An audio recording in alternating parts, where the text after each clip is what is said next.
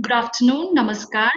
Mo Karmal Hazom, coordinator, Sikkim chapter, Parkinson's Disease and Movement Disorders Society को मार्फत तपाईहरु सबैलाई स्वागत जनाउँदैछु आजको हाम्रो कार्यक्रममा. Before I begin with the main program, I'd like to brief you a little about our society and what the work we have about all the work that we've been doing on behalf of the Parkinson's Disease and Movement Disorders Society. तपाईहरुले देख्नु नै हुँदैछ. अब हाम्रो कुरा गरौँ भन्दा हाम्रो सोसाइटीको स्थापना चाहिँ 2001 मा भएको इन मुम्बई. हामी चाहिँ बेस चाहिँ हाम्रो मुम्बईमा छ जुन सेन्ट्रल इन्डियामा पर्छ. अन्त हाम्रो यो कोरोनाको महामारी लाग्यादेखि चाहिँ ended our sessions to free online Parkinson session. तपाईहरुले आफ्नो स्क्रिनमा देख्ने नै हुँदैछ हाम्रो सर्भिसेस चाहिँ के छ. फर्स्ट हामीले के गर्छौं भने हामीले इन्फर्मेसन एन्ड एजुकेसन दिन्छौं. Information education साथ साथमै हाम्रो अर्कै सर्भिसेस जुन चाहिँ छ, we also train the caregivers. जो पार्किन्सन्स डिजिजमा केयरगिभर्स हुनुहुन्छ, इट्स भेरी इम्पोर्टेन्ट कि उनीहरूलाई पनि थाहा हुनु पर्यो, उनीहरू पनि एजुकेटेड हुनु पर्यो कि पार्किन्सन्स डिजिज भन्ने के हो. कतिलाई त बिमारी छ भनेर मात्रै थाहा हुन्छ. सो हाम्रो सोसाइटीले काम चाहिँ सीमित चाहिँ खाली पेशेन्टसम्म मात्रै राख्दैनौँ. हामीले आफ्नो केयरगिभर्सलाई स्पेशल सेसन्स दिन्छ जुन चाहिँमा चाहिँ हामीले पिपल विथ पार्किन्सन्सको केयरटेकर्सलाई चाहिँ एकदम एजुकेट गर्छौँ. अन्त हाम्रो पनि यङ अनसेट पार्किन्सन्स हुन्छ, उहाँहरूलाई एजुकेट गर्छ. हाम्रो एक्सरसाइजेस चाहिँ योगा, ताइ ची यस्तो स्पेशल सेसन्समा पनि हुन्छ. हामीले अर्को हाम्रो इम्पोर्टेन्ट भाग चाहिँ छ habits of a healthy brain. In सिक्किममा चाहिँ ह्याबिट्स अफ अ हेल्दी ब्रेनलाई पनि भन्छौँ. हामीले अर्को नाम दिएको छौँ एउटा हेल्दी एजिङ सेसन. जस्तो कि तपाईहरुले बुझिहाल्नु भयो होला habits of a healthy brain भने के हो भने चाहिँ we ensure that as part of the Parkinson's Disease and Movement Disorder Society, apart from Parkinson's, we also deal with healthy aging to ensure healthy lives and promote well-being. And we do it through our program Habits of a Healthy Brain, which we are very happy to announce is now online and in all states in India.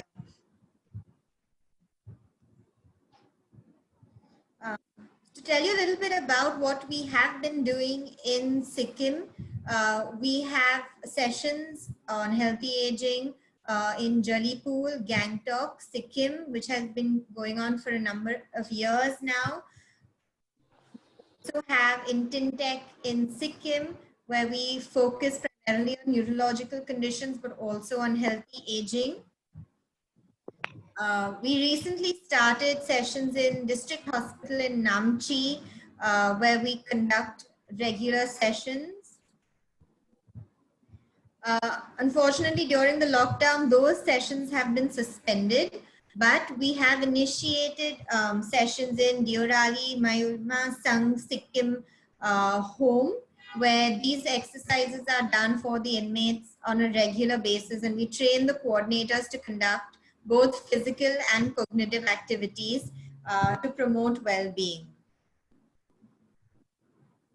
In addition to these sessions, we also have awareness programs and training for ASHA workers to help identify people with neurological conditions, especially Parkinson's, stroke, and dementia.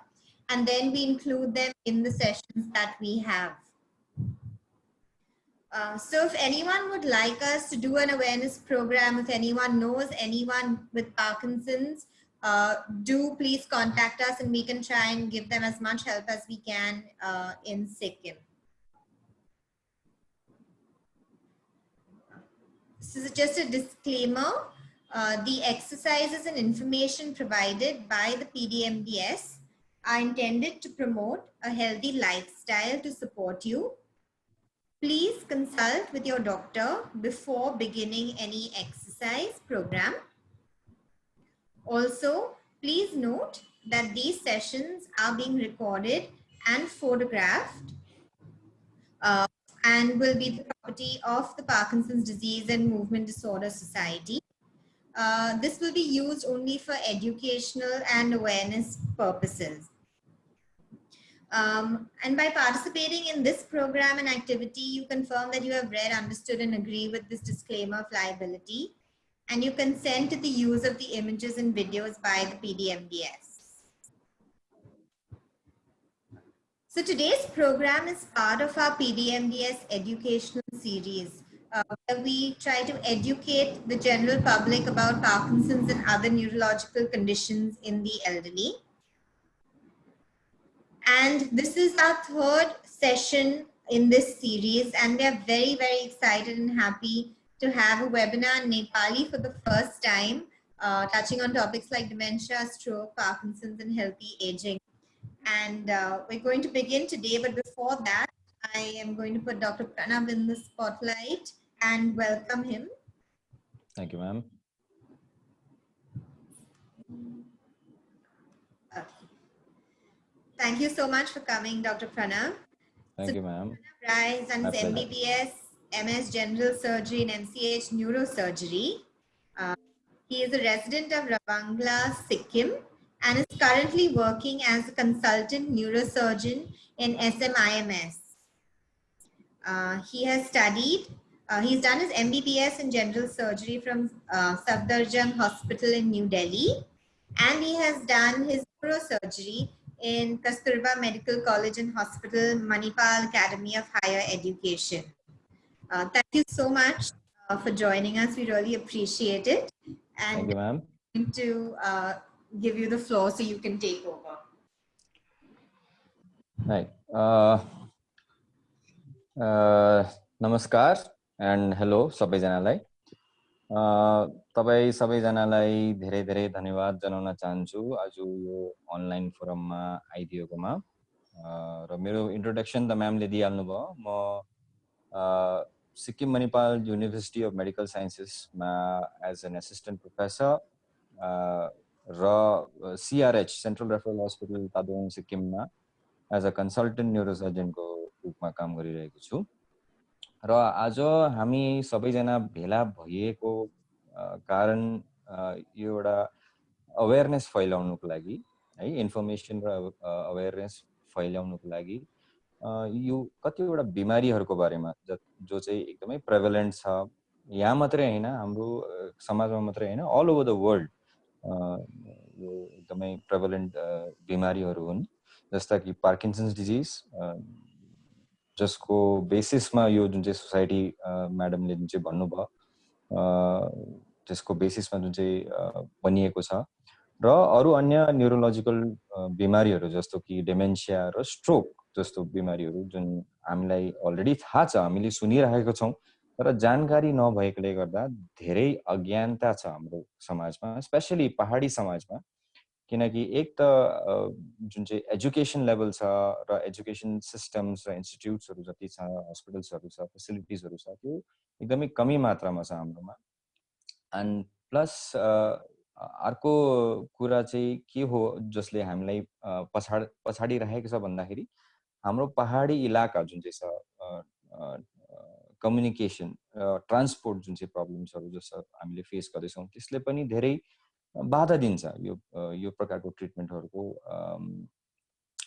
म्यानेजमेन्टमा अनि अझै एउटा कुरा जुन चाहिँले हामीलाई problem दिने गर्छ त्यो हो हाम्रो भाषा नेपाली इज अ ल्याङ्ग्वेज है जो चाहिँ वर्ल्डमा त्यति पपुलर छैन इङ्ग्लिस धेरै हाम्रो मानिसहरूले जान्दैनन् बुझ्दैनन् सो जतिवटा अवेरनेस प्रोग्राम्सहरू हुन्छन् अनलाइन पनि हुन्छन् या अन पेपर हुन्छन् सबै विशेष जस्तो धेरै जस्तो इङ्ग्लिसमा भएकोले गर्दाखेरि हाम्रो कम्युनिटीमा धेरै अज्ञानता छ स्पेशली समाजको मानिसहरूमा धेरै अज्ञानता छ पीडितहरूलाई के ट्रिटमेन्ट हुनुपर्ने हो कस्तो कस्तो ट्रिटमेन्ट अप्सन्सहरू हुन्छन् त्यसको बारेमा ज्ञान छैन र जो हेल्दी मानिसहरू नै छन् तिनीहरूलाई उनीहरूलाई पनि पार्किन्सन्स डिजिज स्ट्रोक र डेमेन्सिया जस्तो बिमारीहरूको बारेमा ज्ञान छैन र त्यही कारण आज हामी सबैजना भेला भएका छौँ यो अनलाइन फोरममा नेपालीमा हामी डिस्कस गर्नेछौँ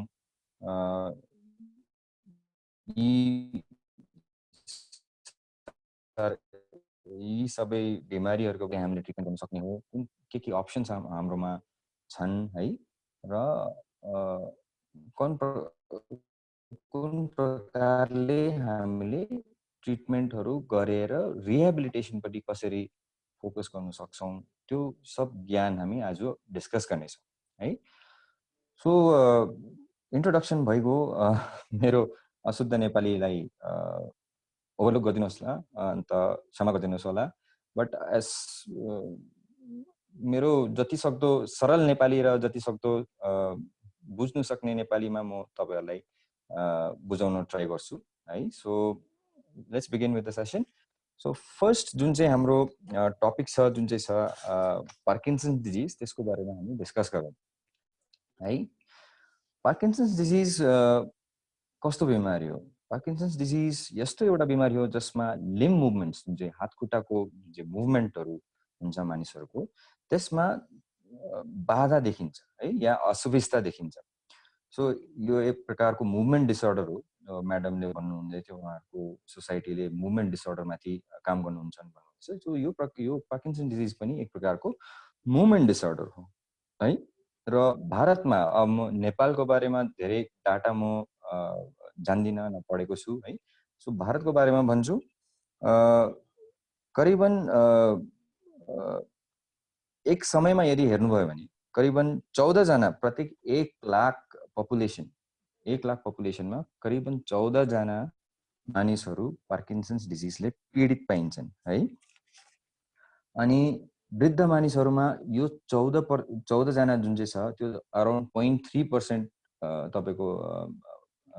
तपाईको पर्सेन्टेज हिसाबमा हेर्नु पर्यो 0.3% आउँछ 0.03% सरी यो वृद्ध मानिसहरुमा 65 सालदेखि ज्यादाको उमेर भएको मानिसहरुमा हेर्नुभयो भने यो 0.03% देखि 18% सम्म ज्यादा पाइन्छ वृद्ध मानिसहरुमा एकदमै ज्यादा यसको प्रेभलेन्स छ र यही रेट विदेशको कन्ट्रीहरुमा हेर्नुभयो भने 1.8% है सो अलमोस्ट 10% ज्यादा भारतमा वृद्ध मानिसहरु पार्किन्सन्स डिजिजले पीडित पाइन्छ यसको कारण के हो यसको कारण यही हो विदेशमा धेरै मानिसहरुलाई अवेयरनेस छ जानकारी छ फेसिलिटिज ज्यादा छ है हेल्थ प्रोग्राम्स जुन चाहिँ जति पनि हस्पिटल्सको द्वारा या सोसाइटीको द्वारा या कम्युनिटी द्वारा जुन चाहिँ पनि जति पनि प्रोग्राम्सहरु छ रिहेबिलिटेसन या डायग्नोसिसको लागि या ट्रिटमेन्टको लागि प्रोग्राम्सहरु जति पनि छ त्यो रेडिली अवेलेबल छ सो हाम्रो देशमा यो त्यति एक्टिभ छैनन् है र यसको यो ड्रब्याकले गर्दाखेरि हाम्रोमा 65 सालदेखि माथिको उमेरको मानिसहरुमा एकदमै ज्यादा देखिन्छ अलमोस्ट 10% ज्यादा छ वेस्टर्न कन्ट्रीज हेर्दा अलमोस्ट 18% है सो इन्डिया र नेपालमा धेरै जति सक्दो मलाई मेरो फिलिङ छ मैले सुनेको छु र देखेको छु इन्डियामा र नेपालमा धेरै ज्यादा फरक नहुनु पर्ने सो मिल्दो जुल्दो हुनुपर्ने यो रेट जुन चाहिँ छ है सो एकदमै ज्यादा भयो यो त्यही कारण अवेयरनेस फैलाउन एकदम जरुरी छ सो यो बिमारीमा के हुन्छ कसरी हुन्छ यो बिमारी यो एउटा पहिला कुरा बुझ्नु पर्यो है ब्रेनको एउटा एकदमै अमूल्य एकदमै इम्पोर्टेन्ट हिस्सा जसलाई सब्स्टेन्सिया नायग्रा भनिन्छ त्यसमा डोपामिन बनाउने डोपामिन जो कि एउटा न्यूरोट्रान्समिटर हो है त्यो बनाउने जुन चाहिँ न्यूरोन्सहरु हुन्छन् है ब्रेनको कोशाहरु हुन्छन् त्यसको कमी पाइन्छ अटोप्सी साइन्टिस्टहरुले जब अटोप्सी गर्नुहुन्छ ब्रेनको अटोप्सी गर्दाखेरि र त्यो अटोप्सी गरेर ब्रेनको एक्जामिनेसन गर्नुहुन्छ त्यसमा सब्स्टेन्सिया नायग्रामा यस प्रकारको जुन चाहिँ न्यूरोन्सहरु हुन्छ जसले चाहिँ डोपामिन बनाउनु पर्ने हो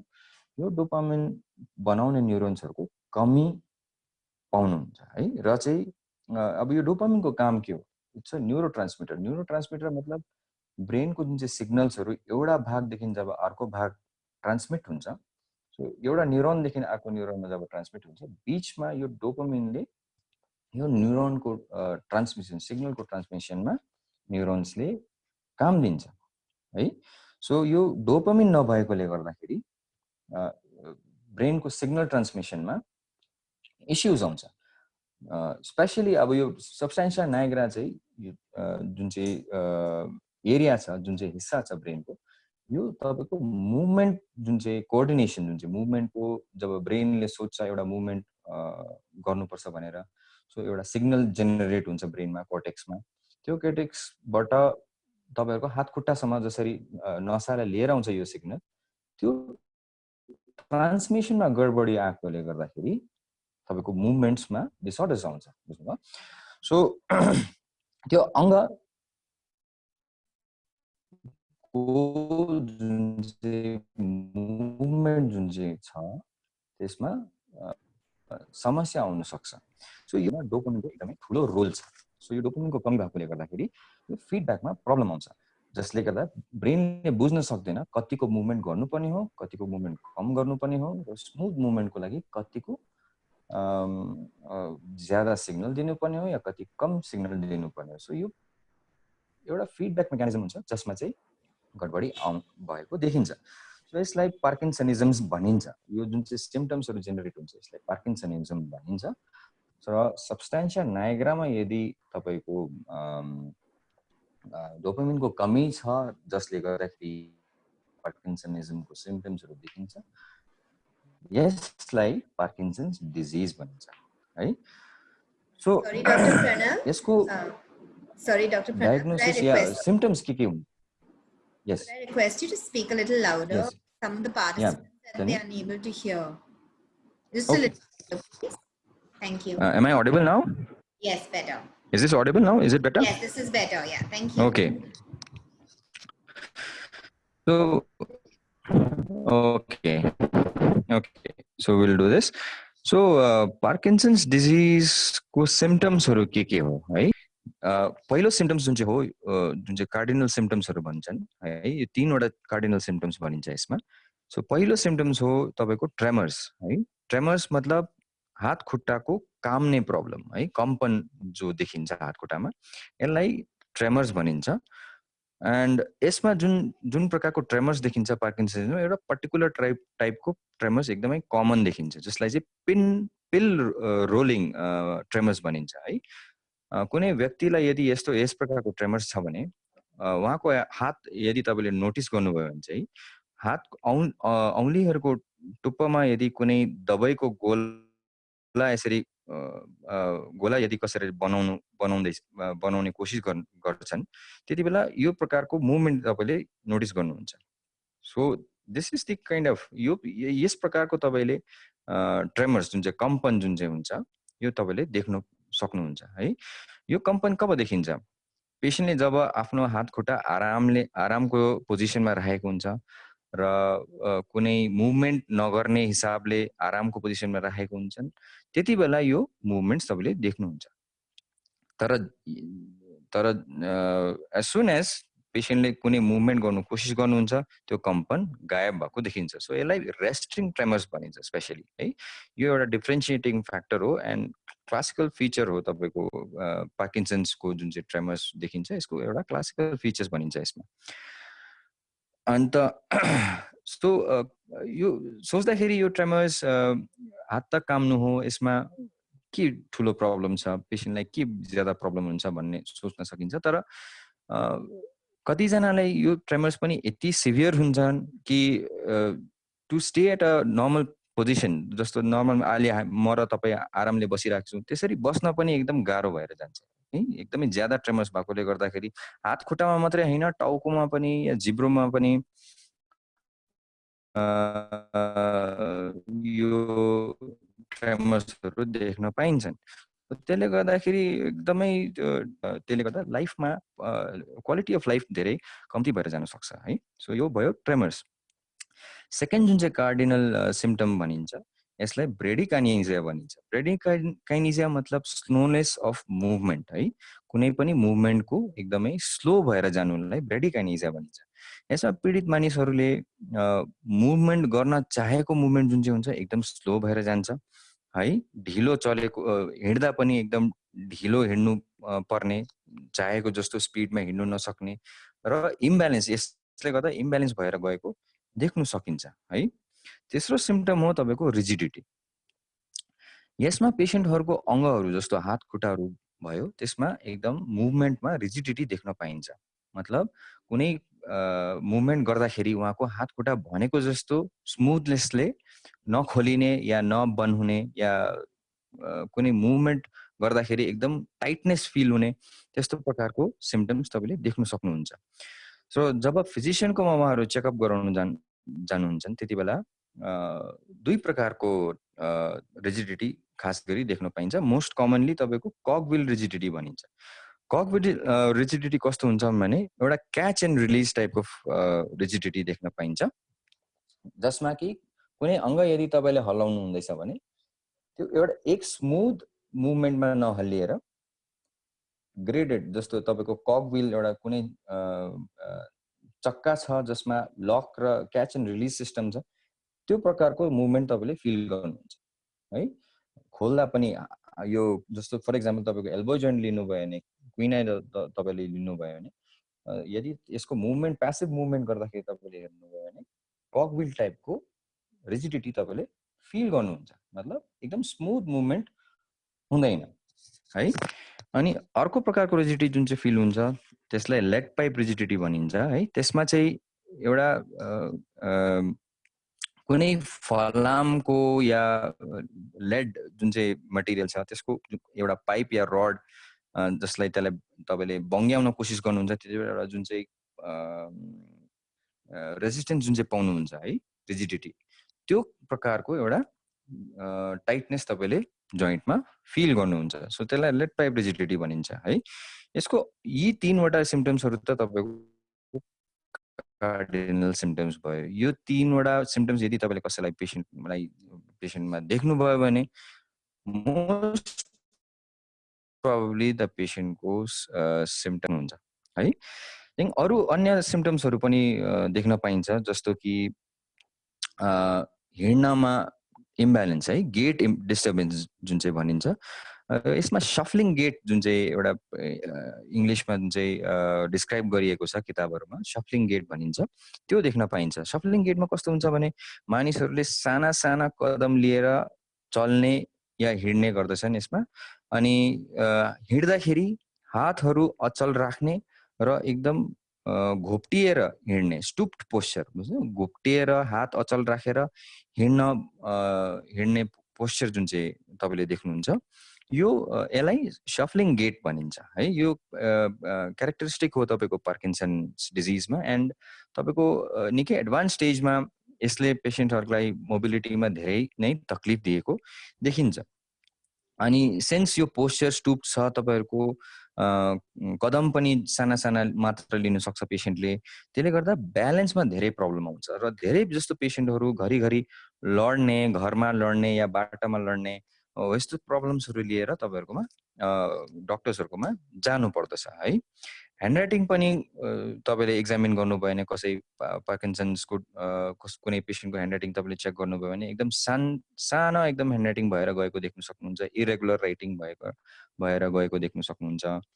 अरू एक्टिभिटिज जस्तो तपाईँको घरमा फाइन मोटर एक्टिभिटिज, जस्तो तपाईँको कुनै बट्टाको बिर्को लगाउन, खोल्न, लुगा लगाउन, या कुकिङमा केही प्रब्लम, खाना खाँदाखेरि प्रब्लम देखिने, त्यो सब प्रब्लम्सहरू तपाईँले देख्न सक्नुहुन्छ।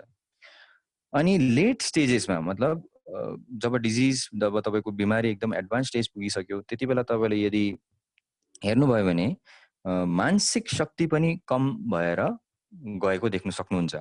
जस्तो कि तपाईँको सोच्ने शक्ति है, सम्झनात्मक शक्ति, अनुभूतिको शक्ति, यो सब शक्तिहरू बिस्तारै बिस्तारै कमजोर भएर गएको देख्न सक्नुहुन्छ है। अनि अझै एडभान्स स्टेजेसमा पेसेन्टको बोलीमा पनि समस्याहरू आउन सक्छन् है।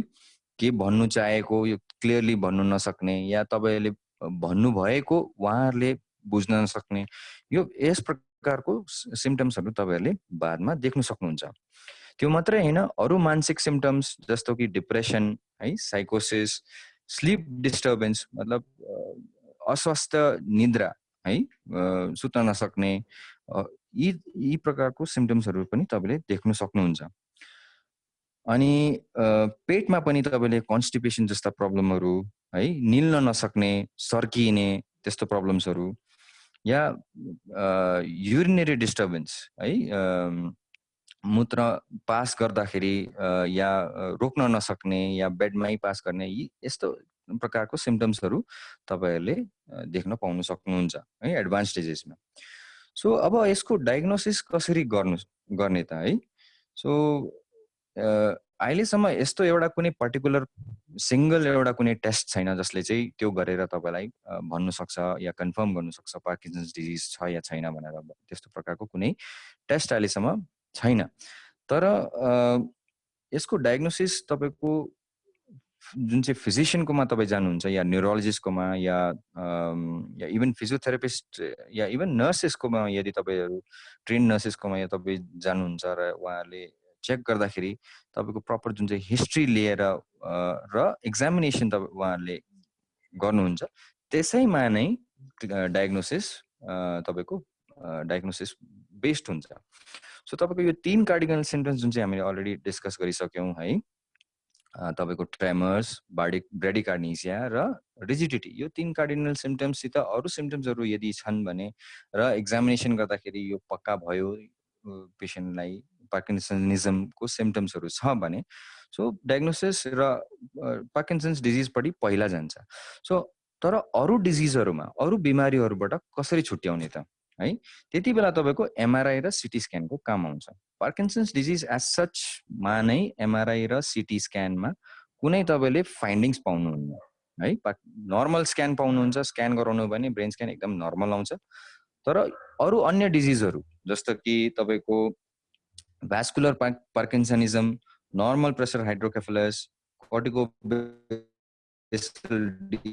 डिजेनरेसन, ल्युई बडी डेमेन्सिया, प्याल्सी जस्ता बिमारीहरूबाट तपाईँले डिफ्रेन्सिएट गर्नु सक्नुहुन्छ। सो यी जुन बिमारीहरू मैले बताएँ यसमा पनि यिनमा पनि पार्किन्सनिजम्सको फिचर्स पाउन सक्नुहुन्छ। त्यही 3 कार्डिनल सिम्पटम्स तपाईँको ट्रेमर्स, ब्रेडिकार्डिनिया, रिजिडिटी, ये सब सिम्पटम्सहरू पाउन सक्नुहुन्छ। बट ब्रेनमा केही न केही फाइन्डिङ, त्यसको केही कारण पाउनुहुन्छ, physical finding in the brain. तपाईँले एमआरआई स्क्यान गराउनु हुँदाखेरि केही न केही फिजिकल फाइन्डिङ पाउन सक्नुहुन्छ है। सो यदि यी फाइन्डिङ्सहरू तपाईँले एमआरआईमा पाउनुभयो भने त्यो पार्किन्सन्स डिजिजबाट होइन, तपाईँको अरू डायग्नोसिसपट्टि तपाईँको डायग्नोसिस जान्छ। यदि एमआरआई स्क्यान नर्मल आयो भने तपाईँको डायग्नोसिस टुवर्ड्स पार्किन्सन्स डिजिजपट्टि ज्यादा ढल्किन्छ है। र अझै एउटा जुन चाहिँ बिमारी छ जुन चाहिँ एकदमै इम्पोर्टेन्ट हो डिस्कस गर्नु, त्यो हो एसेन्सियल ट्रेमर भनिन्छ त्यसलाई। सो एसेन्सियल ट्रेमर्समा पनि एमआरआई र सिटी स्क्यानमा केही फाइन्डिङ्स पाउनुहुन्न है। त्यसमा पनि तपाईँको एमआरआईमा नर्मल स्क्यान पाउनुहुन्छ। तर यसमा अब डिफ्रेन्सिएट कसरी गर्ने, कसरी छुटाउनु हुने? एसेन्सियल ट्रेमर्समा जुन चाहिँ तपाईँको कम्पन हुन्छ है, त्यो पिल रोलिङ टाइप हुँदैन है। अनि जुन चाहिँ यो कम्पन हुन्छ त्यो पनि एक्सन बेस्ड ट्रेमर्स हुन्छ। मतलब एक्ज्याक्टली अपोजिट टु पार्किन्सन्समा जुन चाहिँ तपाईँको रेस्टिङ ट्रेमर्स हुन्छ। रेस्टिङ ट्रेमर्स मतलब तपाईँको जब आराममा कसैले अङ्ग राखेको छ है, त्यति बेला त्यो ट्रेमर्स देखिन्छ, एक्सन गर्दाखेरि ट्रेमर्स हराउँछ। बट एसेन्सियल ट्रेमर्समा तपाईँको एक्सन गर्दाखेरि चाहिँ ट्रेमर्स देखिन्छ, आराम गर्दा ट्रेमर्स देखिँदैन। सो यो एउटा इम्पोर्टेन्ट फिचर हो जसले चाहिँ एसेन्सियल ट्रेमरलाई डिफ्रेन्सिएट गर्छ है। सो यिनी बिमारीहरूको पनि आफ्ना आफ्नै ट्रिटमेन्टहरू छन् है, आफ्ना आफ्नै मेडिकेसन्सहरू छन् या फिजियोथेरापी या अकुपेसनल थेरापीहरू त्यही प्रकारले आफ्नो आफ्नो डिफ्रेन्सिएट हुन्छ। सो पार्किन्सन्स डिजिजलाई मेनली किन फोकस गरेर किन डायग्नोज गर्नु जरुरी छ भन्दाखेरि चाहिँ मेडिकेसन है। मेडिकेसन चाहिँ पार्किन्सन्स डिजिजको एकदमै अलग छ, किनभने त्यसमा हामी अलिक चर्चा गर्ने छौँ अगाडि। सो त्यो अलग ट्रिटमेन्ट भएकोले गर्दाखेरि पार्किन्सन्स डिजिज चाहिँ पहिलो तपाईँले डिफ्रेन्सिएट गर्नु सक्नु पर्यो है। त्यो गरेपछि ट्रिटमेन्ट चाँडो स्टार्ट गर्नुभयो भने तपाईँको सिम्पटम्सहरू कन्ट्रोलमा ल्याउन सकिन्छ, इफेक्टिभली कन्ट्रोलमा ल्याउन सकिन्छ है। सो अब ट्रिटमेन्ट कसरी गर्ने त? सो पार्किन्सन्स डिजिजले पीडित मानिसहरूलाई दुई स्टेजेसमा एक्चुअली क्याटेगराइज गर्न सकिन्छ।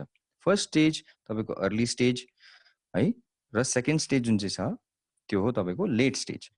अर्ली स्टेजमा कसैलाई यदि पार्किन्सनिजम स्टार्ट भयो, मतलब सिम्पटम्सहरू स्टार्ट भयो, त्यसको बिगिनिङको 5 इयर्स भित्रमा है अर्ली स्टेज भनिन्छ।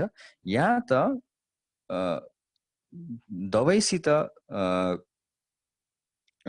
सम्बन्धित कुनै कम्प्लिकेसन्स जस्तो कोही डिस्काइनेजिया भनिन्छ है, लेभोडोपा इन्ड्युस्ड डिस्काइनेजिया, त्यो नभइन्जेल 5 वर्ष बादमा पनि यदि डिस्काइनेजिया भएको छैन त्यसलाई अर्ली स्टेजै भनिन्छ, या इभन लेट्स से 5 वर्ष भित्रमै यदि सिम्पटम स्टार्ट भयो, दबाई स्टार्ट भयो, 2 वर्ष या 3 वर्ष भित्रमै पेसेन्टलाई ड्रग इन्ड्युस्ड डिस्काइनेजिया यदि भयो भने त्यसलाई अर्ली स्टेज भनिन्छ है।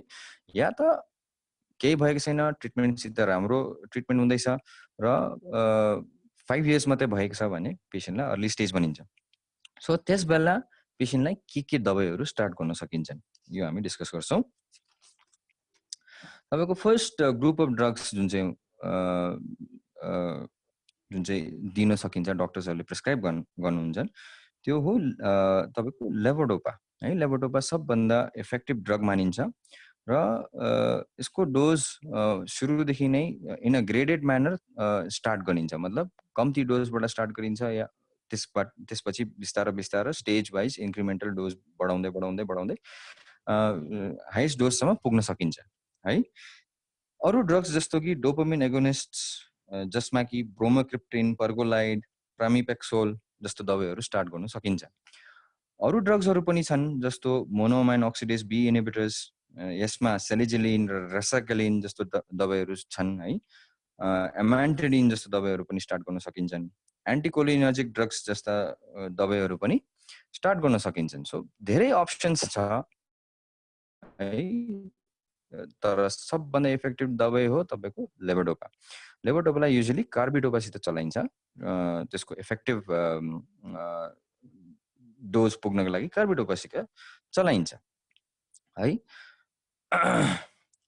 र अब दोस्रो स्टेज जुन चाहिँ छ तपाईको लेट स्टेज भनिन्छ। यसमा यदि मैले अघि भनिहालेँ तपाईहरुलाई 5 वर्ष यदि बितिसक्यो, सिम्पटम स्टार्ट भइसकेको छ भने, या 5 वर्षभित्र या इभन 5 वर्ष बाद तपाईको जब तपाईलाई ड्रग इन्ड्युस्ड, मेनली लेभोडोपा इन्ड्युस्ड तपाईको डिस्काइनेजिया, मतलब लेभोडोपाले भएको साइड इफेक्ट्सहरु जति हुन्छ, यदि त्यो डेभलप भयो भने चाहिँ तपाईलाई लेट स्टेजमा क्याटेगोराइज गर्न सकिन्छ, पेशेन्टलाई लेट स्टेजमा क्याटेगोराइज गर्न सकिन्छ। यसमा सेम दबाईहरुमा औषधिहरुमा केही धेरै चेन्ज छैन है, जस्ट एक दुईवटा एक्स्ट्रा दबाईहरु स्टार्ट गरिन्छन् र यसमा एउटा ध्यान राख्नु पर्यो, मेन चेन्ज जुन चाहिँ छ अर्ली स्टेजमा ट्रिटमेन्ट हेरी त्यसमा सर्जरीको इन्ट्रोडक्सन आउँछ, सर्जरी है। सो दबाईहरु सेम नै चल्छ, एक दुईवटा दबाई जस्तो कि मेमेन्टिनहरु एड गर्न सकिन्छ है। र सर्जरीको रूपमा तपाईको दुई प्रकारको मेनली सर्जरी हुन्छन्। नम्बर 1 जुन चाहिँ फेभर्ड जुन चाहिँ प्रेफर्ड जुन चाहिँ सर्जरी जुन चाहिँ भनिन्छ त्यसलाई डीप ब्रेन स्टिमुलेसन या डीबीएस भनिन्छ है। डीबीएस सर्जरी के हो त्यो म अलिकति ब्रिफली तपाईहरुलाई बताइदिन्छु।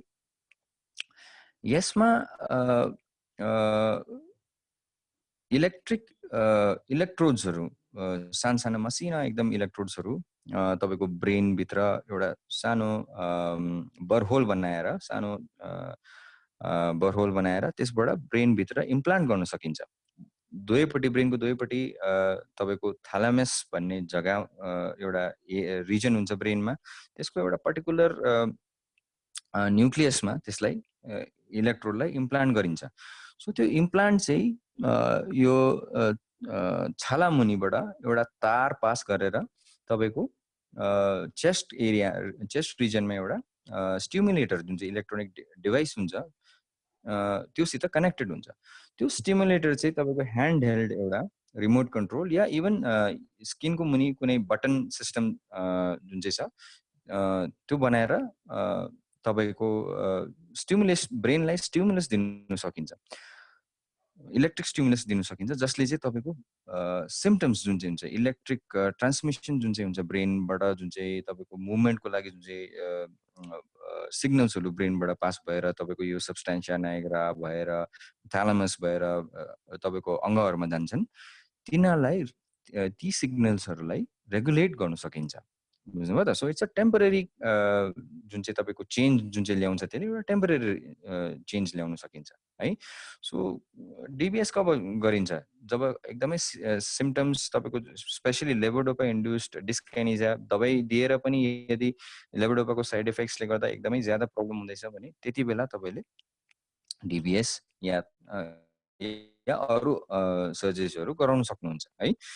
So it's a temporary thing. तपाईँले त्यो अन गर्यो, अन गरिन्जेल पेसेन्टको सिम्टोमेटिक इम्प्रुभमेन्ट भएको देखिन्छ एन्ड त्यसको बादमा त्यो सस्टेन भएपछि तपाईँले त्यो स्टिमुलस अफ गरेर you can continue your normal life. So it's a reversible, त्यो जुन चाहिँ चेन्ज तपाईँको ब्रेनमा हुन्छ त्यो रिभर्सिबल चेन्ज हो। द्याट्स वाइ अहिले डिप ब्रेन स्टिमुलेसन चाहिँ सबभन्दा प्रिफर्ड टाइप अफ सर्जरी हो जुन चाहिँ तपाईँको पार्किन्सन्स डिजिजको लेट स्टेजेसमा गर्न सकिन्छ। अर्को एउटा सर्जरी जसलाई प्यालिडोटोमी भनिन्छ, यसमा ग्लोबस प्यालिडस भन्ने अझै एउटा ब्रेनको एउटा स्ट्रक्चर हुन्छ जसमा तपाईँले एउटा सानो घाउ बनाएर सर्जिकली एउटा सानो घाउ बनाएर ग्लोबस प्यालिडसलाई यदि तपाईँले ड्यामेज गरिदिनु भयो भने त्यसमा कतिवटा जुन चाहिँ सिम्टम्सहरू छ पार्किन्सन्सको त्यसले कन्ट्रोल गर्न सकिन्छ। सो यसलाई कसरी गर्नु त? एउटा स्टेरियोट्याक्टिक मेथड्स भन्छ, यसमा थुप्रो तरिका हुन्छ। एउटा त तपाईँको फ्रेम बेस्ड स्टेरियोट्याक्सी भन्छ, त्यसमा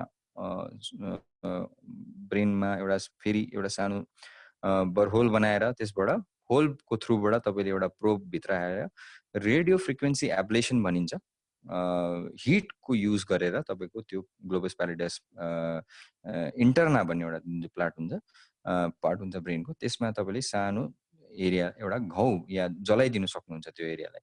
त्यो बनाएपछि तपाईँको सिम्टम्सहरू जुन चाहिँ छ अलिकति रेगुलेट गर्नु सक्नुहुन्छ तपाईँले।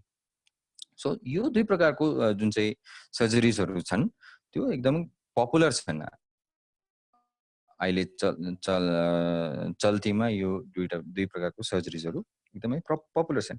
सो अरू प्रकारको सर्जरिजहरू पनि गर्ने गर्छन् है अहिले, स्पेसली वेस्टर्न कन्ट्रिजमा एक्सपेरिमेन्टल लेभलमा पनि थुप्रो प्रोग्रेसहरू हुँदैछन्।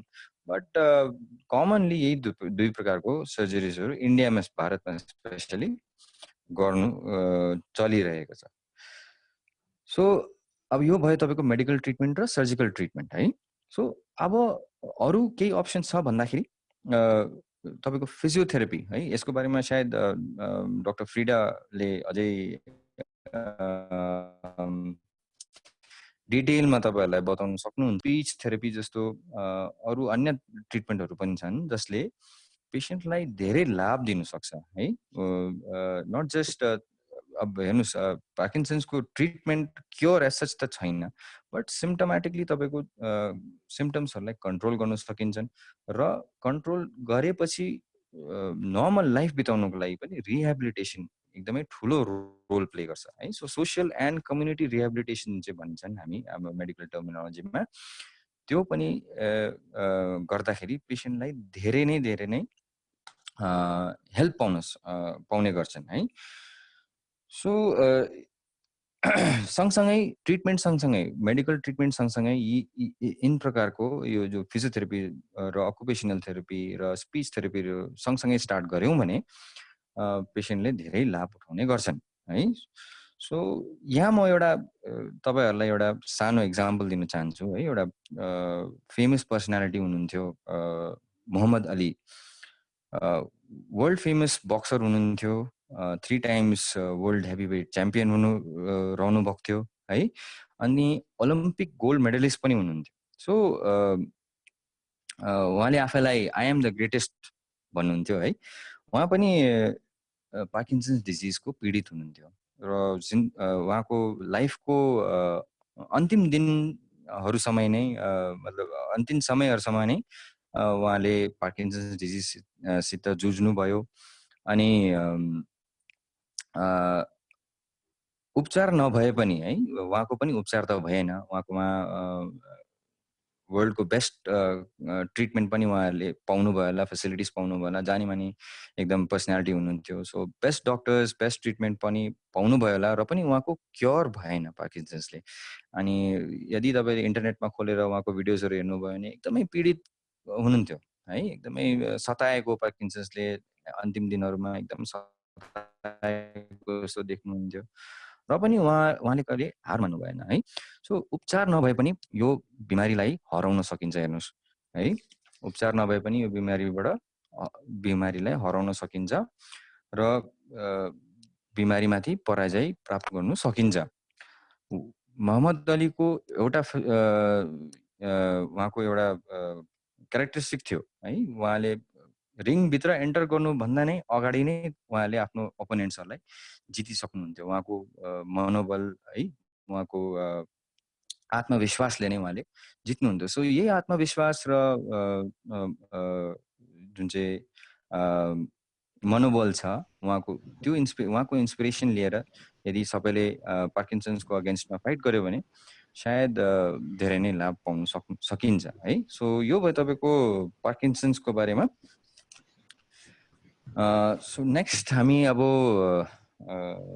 डेमेन्सियाको बारेमा कुरा गरौँ है। सो डेमेन्सिया के हो? यो पनि एउटा ब्रेनकै नै एउटा बिमारी हो है। ब्रेन र मान्छेको न्युरोलोजिकल इस्यु हो। यसमा एउटा डेमेन्सिया एउटा पर्टिकुलर सिंगल डिजिज हैन, एउटा कुरा बुझ्नु पर्यो, एउटा सेट अफ सिम्पटम्स हो है। ब्रेनको कतिवटा पार्ट इफेक्टेड भएर यस प्रकारले डेमेन्सियाको सिम्पटम्स लिएर पेशेन्टहरूले प्रेजेन्ट गर्न सकिन्छ है। सो मेन यसमा पेशेन्ट्सहरूको मेमोरी लस है या स्मरण शक्ति जुन चाहिँ भनिन्छ यसमा कमजोरी पाइन्छ र यसबाहेक सोच्ने शक्ति, समस्या समाधान गर्ने शक्ति र भाषा अनि बोल्नमा कठिनाई भएको पाइन्छ पेशेन्टहरुमा है।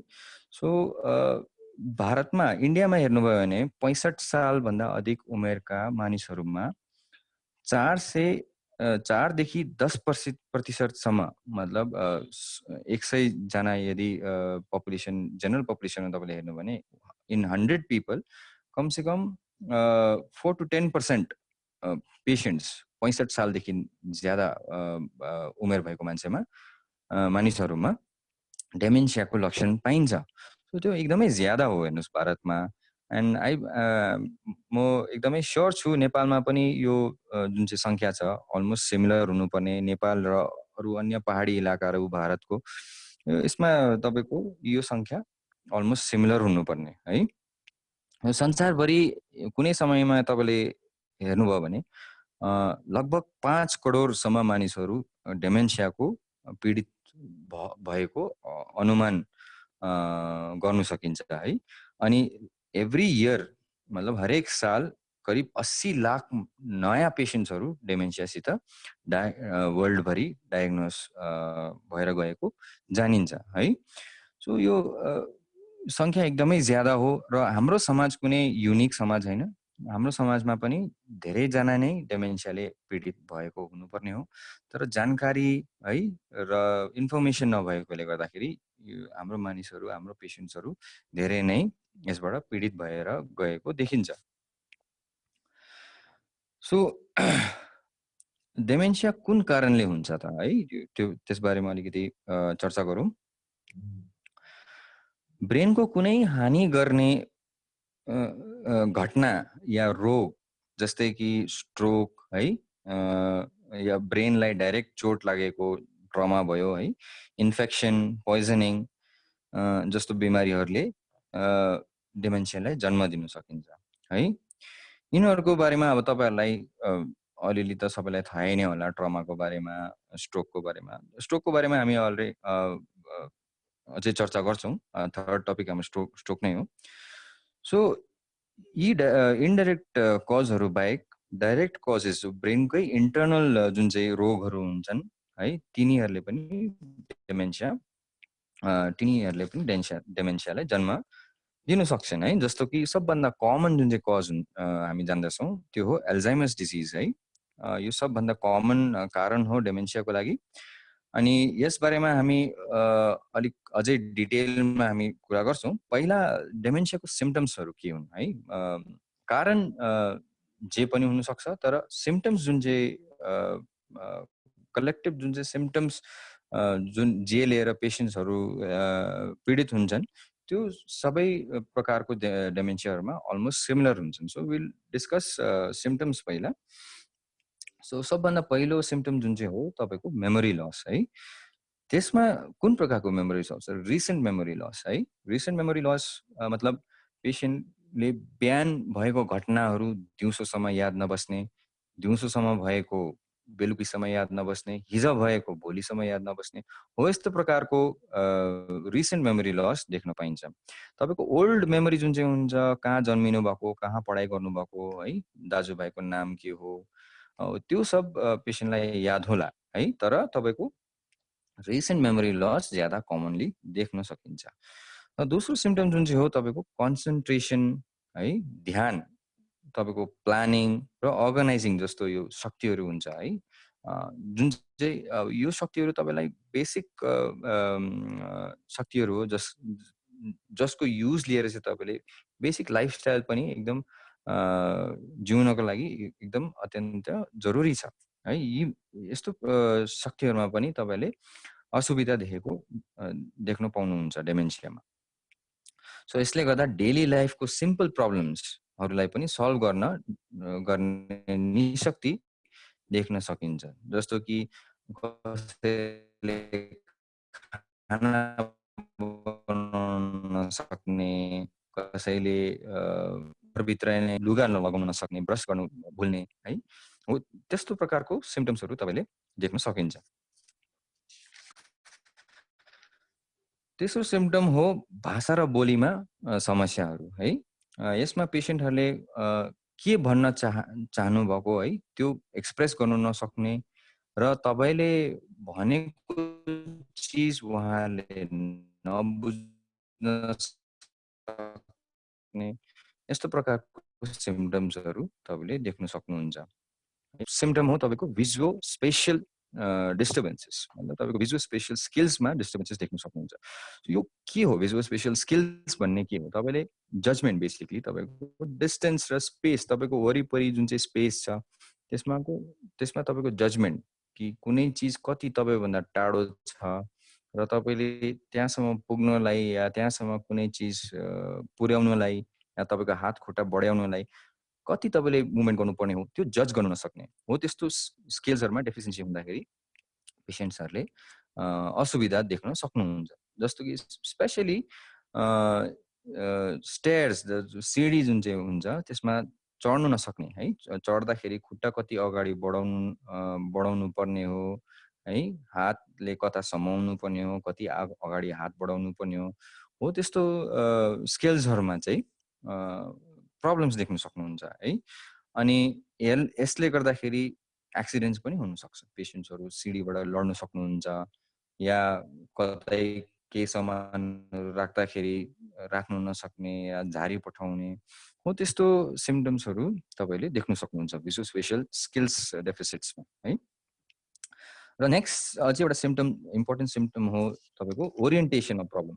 सो दिन भयो रात भयो कति समय भयो त्यो ओरिएन्टेसनमा पेसेन्ट नबस्नु सक्ने है, अनि कहाँ हुनुहुन्छ, किन त्यहाँ पुग्नु भयो त्यसको ओरिएन्टेसन नभएको, कोसित बात गर्नुहुन्छ, सामनेमा को छ, डक्टर हुनुहुन्छ या फ्यामिली मेम्बर हुनुहुन्छ, किन तपाईँको त्यो डिसओरिएन्टेसन बेसिकली जुन चाहिँ छ त्यो एउटा सिम्पटम तपाईँले देख्न सक्नुहुन्छ।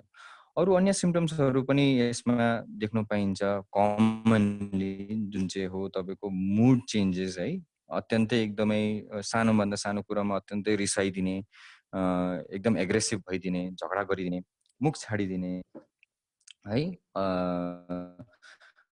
अनि या त त्यसको अपोजिट एकदमै एप्याथी, जसलाई अदासीनता भनिन्छ है, माफी गर्नुहोस् नेपाली त्यस्तो क्लियर छैन, अदासीनता जुन चाहिँ भनिन्छ एकदम फरक नपर्ने है, के हुँदैछ अगाडि वास्तवमा उहाँको अगाडि पेसेन्टको अगाडि के हुँदैछ, कसैले खाना राखिदिएको छ या टिभी चल्दैछ, टिभीमा कुनै जग्गामा एक्सिडेन्ट भएको देखाइरहेको छ, बम ब्लास्ट भइरहेको देखाइरहेको छ, तर उहाँलाई फरक नपर्ने, सो त्यसलाई एप्याथी भनिन्छ हो, त्यस्तो सिम्पटम्स देख्नमा पाइन्छ। अर्को एउटा सिम्पटम हो तपाईँको एङ्जाइटी है, सुर्ता गर्ने है, अत्यन्तै धेरै दुखी हुने हो, यस्तो चिन्तित हुने हो, यस्तो सिम्पटम्सहरू तपाईँले देख्न सक्नुहुन्छ डेमेन्सियामा। अनि साइकोलोजिकल सिम्पटम्स जस्तो कि हेलुसिनेसन्स या डिलुजन्स भनिन्छ या भ्रम जुन चाहिँ भनिन्छ है, यस्ता समस्याहरू पनि पेसेन्ट्सहरूले लिएर डक्टर्सकोमा युजुअली आउनुहुन्छन् है। जस्तो कि भिजुअल हेलुसिनेसन, कुनै चिज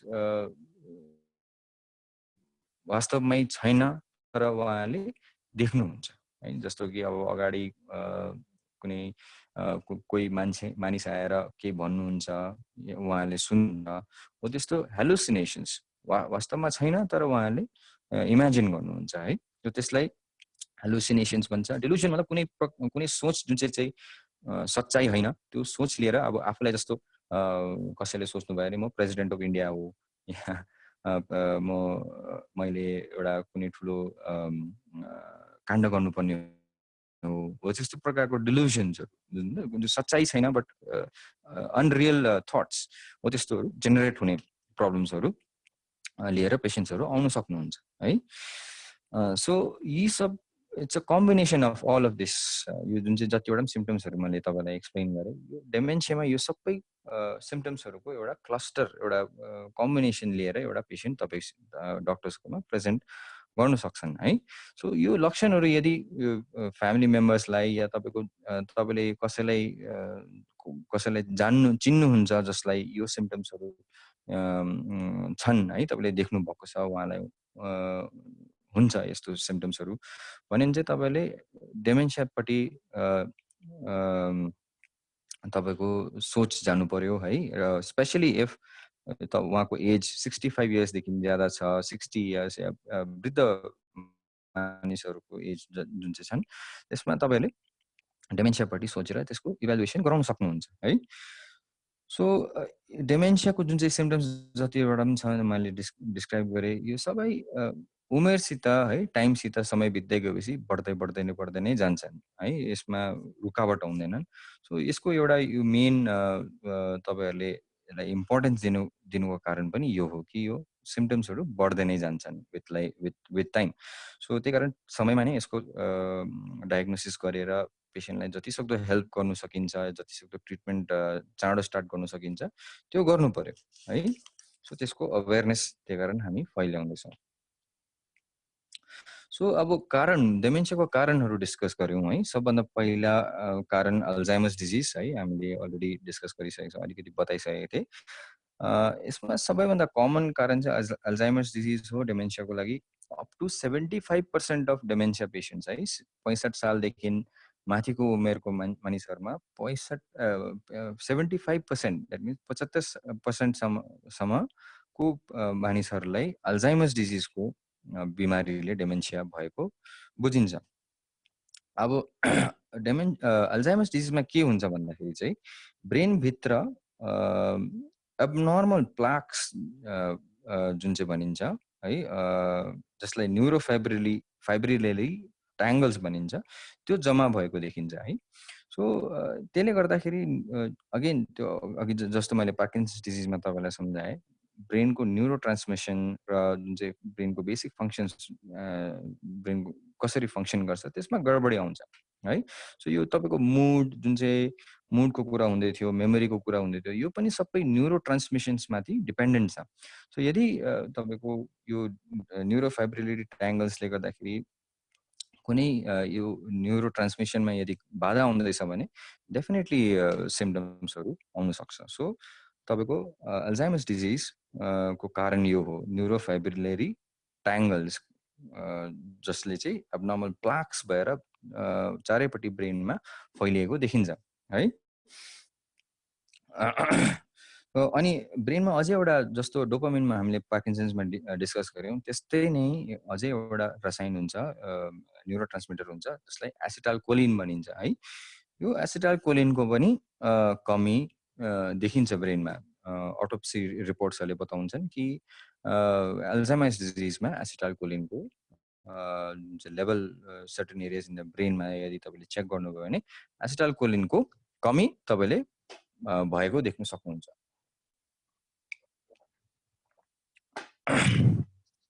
सो त्यसैले गर्दा ब्रेनको सिग्नल्सको चालन प्रणालीमा खेद हुने गर्छ है, अनि डेमेन्सियाको सिम्टम्सहरू देखिन्छ। सो यो तपाईँको अल्जाइमर्स डिजिज भयो। Second most common cause of dementia तपाईँको आउँछ भ्यास्कुलर डेमेन्सिया है। भ्यास्कुलर डेमेन्सिया के हो? अब भ्यास्कुलर भन्दामै तपाईले खुनको नसा तपाईले इमेजिन गर्नु पर्यो है। सो कुनै धमनी रोग या आर्टेरियल डिजिज जुन चाहिँ भनिन्छ, खुनको जुन चाहिँ बाटो छ ब्रेनमा, जुन नसा भएर ब्रेनसम्म पुग्छ, त्यो नसाहरूमा कहीँ न कहीँ कुनै अब्स्ट्रक्सनले गर्दाखेरि तपाईको यो भास्कुलर डिजिज हुन सक्छ है। सो खुन करेक्ट मात्रामा ब्रेनमा नपुग्दाखेरि है, ब्रेनले करेक्ट लेभलमा ब्लड सप्लाई नपाउँदाखेरि ब्रेनको सर्टेन एरियाजहरूमा ड्यामेज भइन्छ है ओभर टाइम। त्यसले गर्दाखेरि ब्रेनको फङ्सन्समा डेफिनेटली प्रब्लम्स आउन सक्छ। सो यो ब्रेन ड्यामेजले गर्दाखेरि डेमेन्सियाको सिम्टम्सहरू जेनेरेट हुन सकिन्छ है। सो यसरी भ्यास्कुलर डेमेन्सियाले तपाईलाई डेमेन्सिया भ्यास्कुलर कजेसले गर्दाखेरि डेमेन्सिया हुन सक्छ। सो भ्यास्कुलर डेमेन्सिया अगेन तपाईले इमेजिन गर्नुभयो भने डायबिटिज हुने पेसेन्ट्सहरूलाई ज्यादा हुन्छन् है। हाइपरटेन्सन जसलाई लामो समयदेखि हाइपरटेन्सन छ र अनकन्ट्रोल्ड हाइपरटेन्सन छ, दबाई लिनुभएको छैन है, या धुम्रपान है, या रक्सीको दुरुपयोग है, यो सब कारणहरूले गर्दाखेरि भ्यास्कुलर डेमेन्सिया हुन सक्छ है। अझै एउटा इम्पोर्टेन्ट कारण हो तपाईको अनकन्ट्रोल्ड ओबेसिटी या मोटापा जुन चाहिँ भनिन्छ। धेरै ज्यादा मोटो मानिसहरूमा भ्यास्कुलर डेमेन्सिया कमनली पाइन्छन्। सो यो सबै एउटा रिस्क फ्याक्टर हो है फर भ्यास्कुलर डेमेन्सिया। सो यसको एउटा पर्टिकुलर फिचर के हो, कसरी बिमारी अगाडि बढ्छ भने अब यो भ्यास्कुलर डेमेन्सियाले के गर्छ हेर्नुहोस्, तपाईको ब्लड सप्लाई ब्रेनको कम्प्रोमाइज हुँदैछ। सो स्टेप बाई स्टेप एक एक घटना बाद सेरेब्रो भ्यास्कुलर एक्सिडेन्ट भनिन्छ यसलाई। सो एउटा घटना भयो, त्यहाँदेखि फेरि सेकेन्ड घटना, थर्ड घटना, यो घटनै पछि तपाईँको जुन चाहिँ सिम्टम्सहरू छ डेमेन्सियाको त्यो बढ्दै बढ्दै बढ्दै गएको देख्न सकिन्छ। सो यसलाई भ्यास्कुलर डेमेन्सिया भनिन्छ है। सो यो भयो तपाईँको कमन दुईटा एकदमै कमन कजेस अफ डेमेन्सिया। पहिलो भयो एल्जाइमर्स, सेकेन्ड भयो तपाईँको भ्यास्कुलर डेमेन्सिया। थर्ड जुन चाहिँ डेमेन्सिया हामीले जान्दछौँ त्यो हो लुई बडी डेमेन्सिया। सो यो लुई बडी डेमेन्सिया चाहिँ एकदमै तपाईँको पार्किन्सन्स डिजिज र एल्जाइमर्स डिजिजसित एकदम मिल्न झुल्छ है, एकदम सिमिलर हुन्छ। जुन इभन तपाईँको ब्रेनभित्र पनि जुन चाहिँ पेथोलोजिकल इस्युजहरू हुन्छ त्यो पनि एकदम सिमिलर पाइन्छ। सो यदि ब्रेनको तपाईँले माइक्रोस्कोपमा हेर्नुभयो भने यसमा लुई बडी भन्ने एब्नर्मल सेल्स ब्रेनमा चारैपट्टि फैलिएको पाइन्छ। सो त्यसै कारण यसलाई लुई बडी डेमेन्सिया भनेर जानिन्छ। यसमा एउटा अल्फा साइन्युक्लिन भन्ने एब्नर्मल प्रोटिन जुन चाहिँ छ एकदम ज्यादा फैलिएर ब्रेनमा थुप्रिएको देखिन्छ, जसले गर्दाखेरि एउटा इट इज यही प्रोटिनलाई चाहिँ भनिन्छ कि यसले गर्दाखेरि नै तपाईँको लुई बडी डेमेन्सियाको सिम्टम्सहरू जेनेरेट भएको भन्ने भनिन्छ। सो यसमा सिम्टम्सहरू similar to other kinds of dementia, but तपाईँको साइकोलोजिकल जुन चाहिँ सिम्टम्सहरू भन्छन्, जस्तो कि तपाईँको डिप्रेसन, इन्सोम्निया, दुस्वप्न हुनु, मतलब नाइटमेयर्सहरू हुनु, अनि घरिघरि लडिबस्ने है, यो त्यो सब सिम्टम्सहरू लिएर पेसेन्टहरूको मेन कम्प्लेन्ट्सहरू बस्छ है। नेक्स्ट कज हो तपाईँको, नेक्स्ट कज फर डेमेन्सिया तपाईँको आउँछ फ्रन्टोटेम्पोरल डेमेन्सिया। ब्रेनको चारवटा भाग गर्नुभयो भने फ्रन्टल लोब, तपाईँको टेम्पोरल लोब, पैराइटल र अक्सिपिटल लोब हुन्छन् है। मेन जुन चाहिँ सुप्राटेन्टोरल ब्रेन भन्छन् हामी, यसमा चार भाग हुन्छन् ब्रेनको। सो यसमा दुईवटा भाग फ्रन्टल र टेम्पोरल जुन चाहिँ लोब भनिन्छ, ती दुईटा लोबहरूमा चाहिँ मेनली एफेक्टेड भएर गएको भनिन्छ है। सो यो इन दुईटा लोबहरूले चाहिँ के एफेक्टेड हुँदा कस्तो सिम्टम्सहरू आउँछन् भन्ने चाहिँ तपाईँको प्लानिङ है, प्लानिङ, इमोसनल स्टेटस, भाषा तपाईँको टेम्पोरल लोबमा हुन्छ, प्लानिङ र इमोसन तपाईँको फ्रन्टल लोबमा हुन्छन् है, मेमोरी तपाईँको टेम्पोरल लोबमा हुन्छन्। सो यी सब फङ्सन्सहरूमा डिफिकल्टिज देख्न पाइन्छन् है। नेक्स्ट तपाईँको आउँछ मिक्स्ड डेमेन्सिया। मिक्स्ड डेमेन्सियामा के हुन्छन् भने तपाईँको कम्बिनेसन अफ जुन चाहिँ हामीले डेमेन्सियाको कारण अलरेडी डिस्कस गरिसक्यौँ, अल्जाइमर्स, भ्यास्कुलर है, र फ्रन्टोटेम्पोरल डेमेन्सिया जुन चाहिँ हामीले डिस्कस गर्यौँ, यी सबैको मिक्स्ड फिचर्स है। सो अल्जाइमर्स डिजिजमा पनि हेर्नुस् कुनै पनि वृद्ध मान्छेलाई अल्जाइमर्स डिजिज पनि हुनसक्छ र उसलाई स्ट्रोक पनि हुनसक्छ। सो दुईटा कज अलरेडी भइगयो है पेसेन्टकोमा। सो त्यो हुँदाखेरि उसकोमा मिक्स्ड फिचर्स पाइन सकिन्छ। सो यसलाई मिक्स्ड डेमेन्सिया भनिन्छ है। सो रिलेटिभली अनकमन हो mixed dementia, but can always be seen है। सो अरू कारणहरू अन्य छन् है, जस्तो कि हन्टिङटन्स डिजिज, कर्टिकोबेसल डिजेनरेसन है, Creutzfeldt Jakob disease, multiple sclerosis, normal pressure hydrocephalus र एचआइभी रिलेटेड डेमेन्सियाहरू पनि सुनिएको छ। तर यी कारणहरू धेरै अनकमन हुन्छन् है। मोस्ट कमन तपाईँको दुई प्रकारको अलरेडी भनिसके, एल्जाइमर्स र तपाईँको भास्कुलर डेमेन्सिया।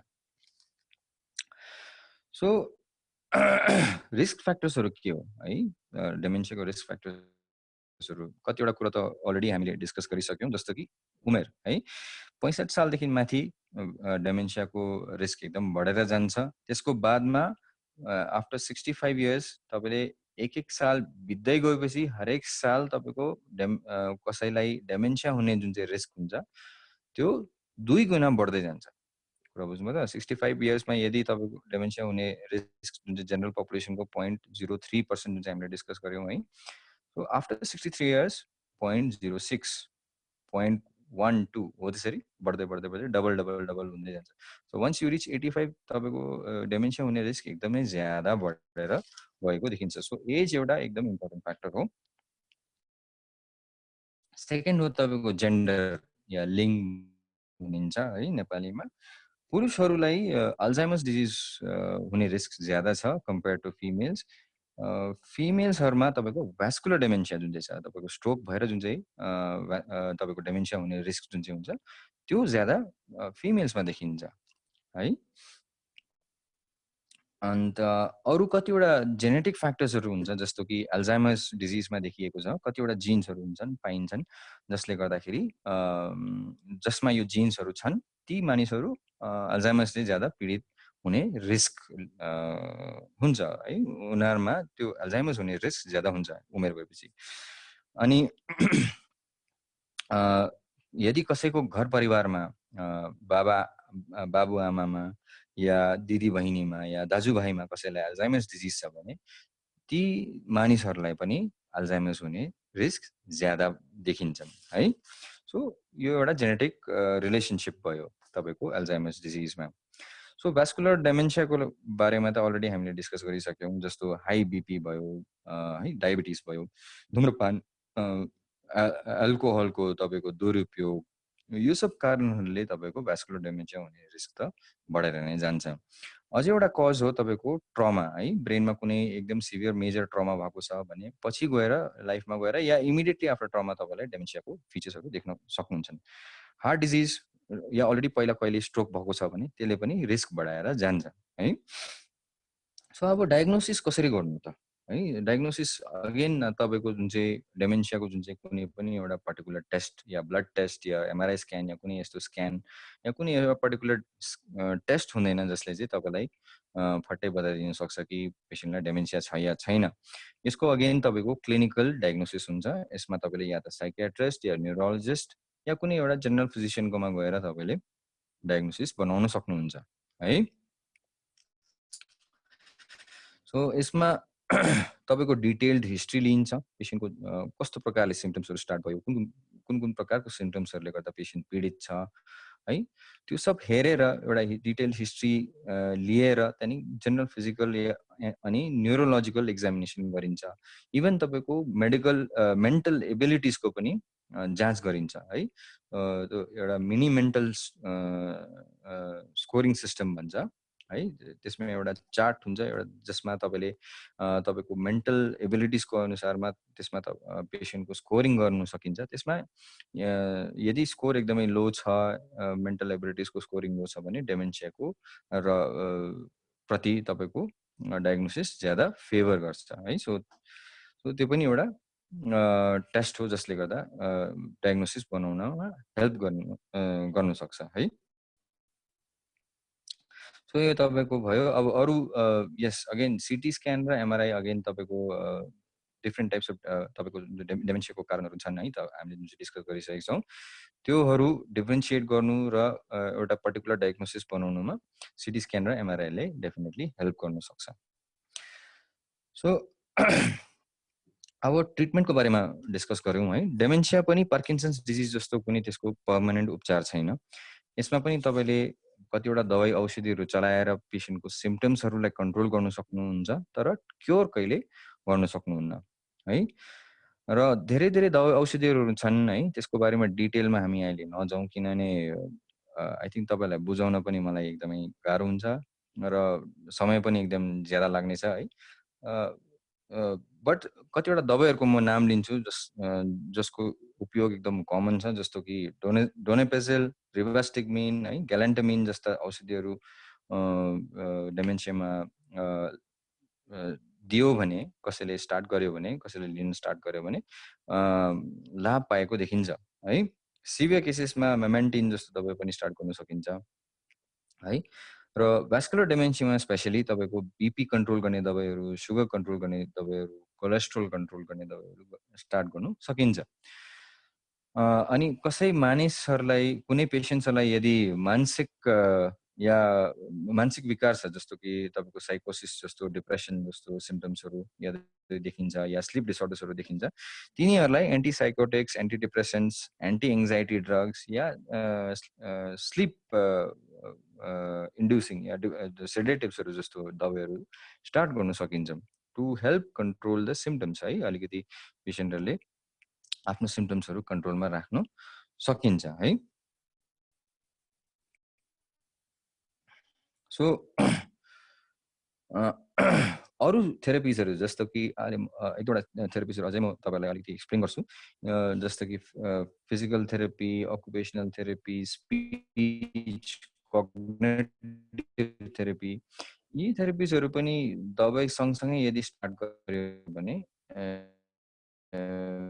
दबाईको पनि र औषधिको पनि ट्रिटमेन्ट तपाईँको थेराप्युटिक काउन्सिलिङ है, योहरू सबै नन मेडिकल ट्रिटमेन्ट्सहरू। सो थेराप्युटिक काउन्सिलिङमा के हुन्छ भने चाहिँ कुनै साइकोलोजिस्टकोमा या इभन न्युरोलोजिस्टकोमा गएर कसैले आफ्नो खुलेर आफ्नो प्रब्लम्सहरू के छ भन्न सक्नुहुन्छ है, डिस्कस गर्न सक्नुहुन्छ।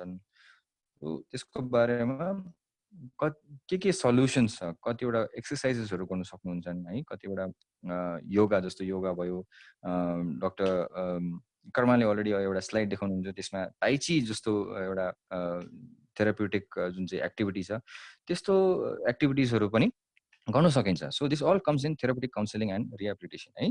सेकेन्ड आउँछ तपाईँको कग्निटिभ बिहेभियरल थेरापी, जसमा डिप्रेसन, एङ्जाइटीहरू जस्तो प्रब्लम्सहरूसित फेस गरेको पेसेन्ट्सहरूलाई काउन्सिलिङ दिन सकिन्छ। त्यो यस्ता सिम्पटम्सहरूसित कोप गर्नको लागि पेसेन्ट्सहरूलाई ट्रेनिङ दिन सकिन्छ है। सो यसलाई कग्निटिभ बिहेभियरल थेरापी भनिन्छ, CBT है। थर्ड आउँछ तपाईँको कग्निटिभ स्टिमुलेसन थेरापी। यसमा कसैको माइन्डलाई एक्टिभ गर्नु र ट्रेनिङ एक्सर्साइजेस दिलाउन सकिन्छ है। त्यो यसको ट्रिटमेन्ट यस्तो थेरापीहरू एकदमै टाइम कन्ज्युमिङ थेरापिज हो, युजली विक्स लाग्छ है। तर सो एभ्री विक पेसेन्टलाई बोलाएर तपाईँले फर द कमिङ विक एउटा सेट अफ एक्टिभिटिज, उसको माइन्डलाई डेभलप गर्ने, उसको मेन्टल केपेबिलिटिजलाई डेभलप गर्ने एक्टिभिटिजहरू दिएर पेसेन्टलाई ट्रेन गराउन सक्नुहुन्छ। सो तपाईँको यो कग्निटिभ स्टिमुलेसन थेरापी भयो। त्यहाँदेखि आउँछ तपाईँको कग्निटिभ रिहेबिलिटेसन, जसमा पीडितहरूलाई आफ्नो बिमारीसँग जुझ्न र आत्मनिर्भर हुनु है, इन्डिपेन्डेन्ट हुनु सिकाइन्छ है।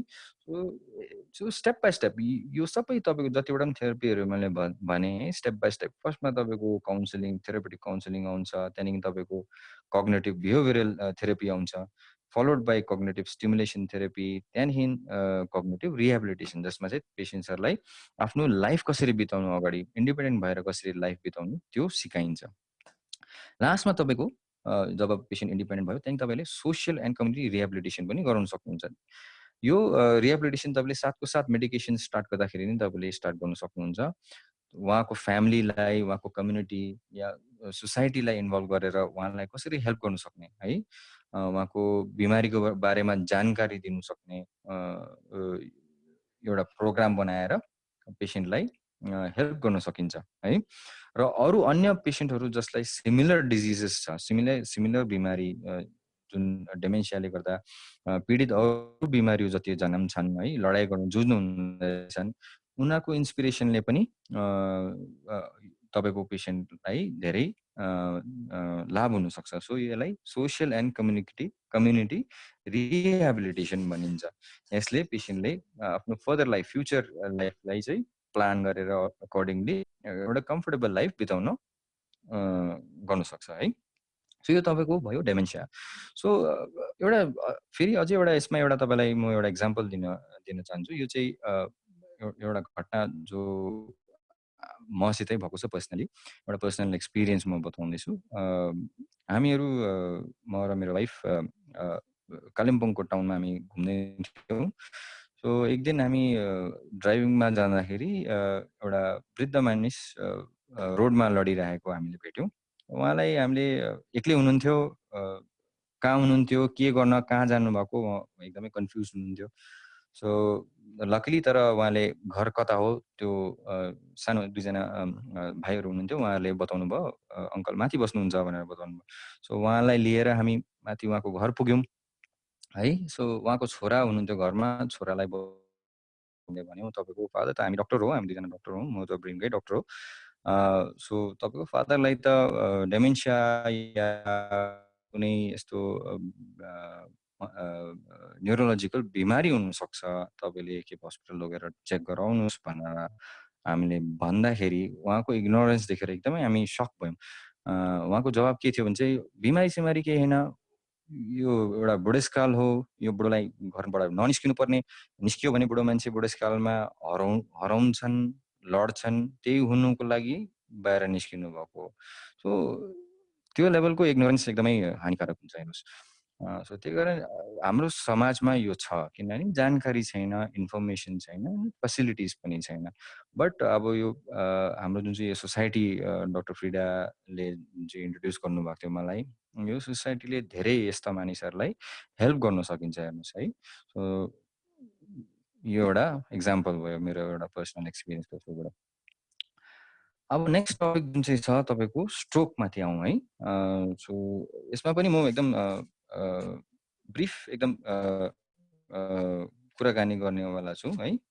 सो स्ट्रोक भन्ने बिमारी के हो है? ब्रेनमा यदि कुनै कारणले गर्दा ब्रेनको ब्लड सप्लाईमा ब्लकेज छ र ब्रेन ड्यामेज भयो भने त्यसलाई स्ट्रोक भनिन्छ।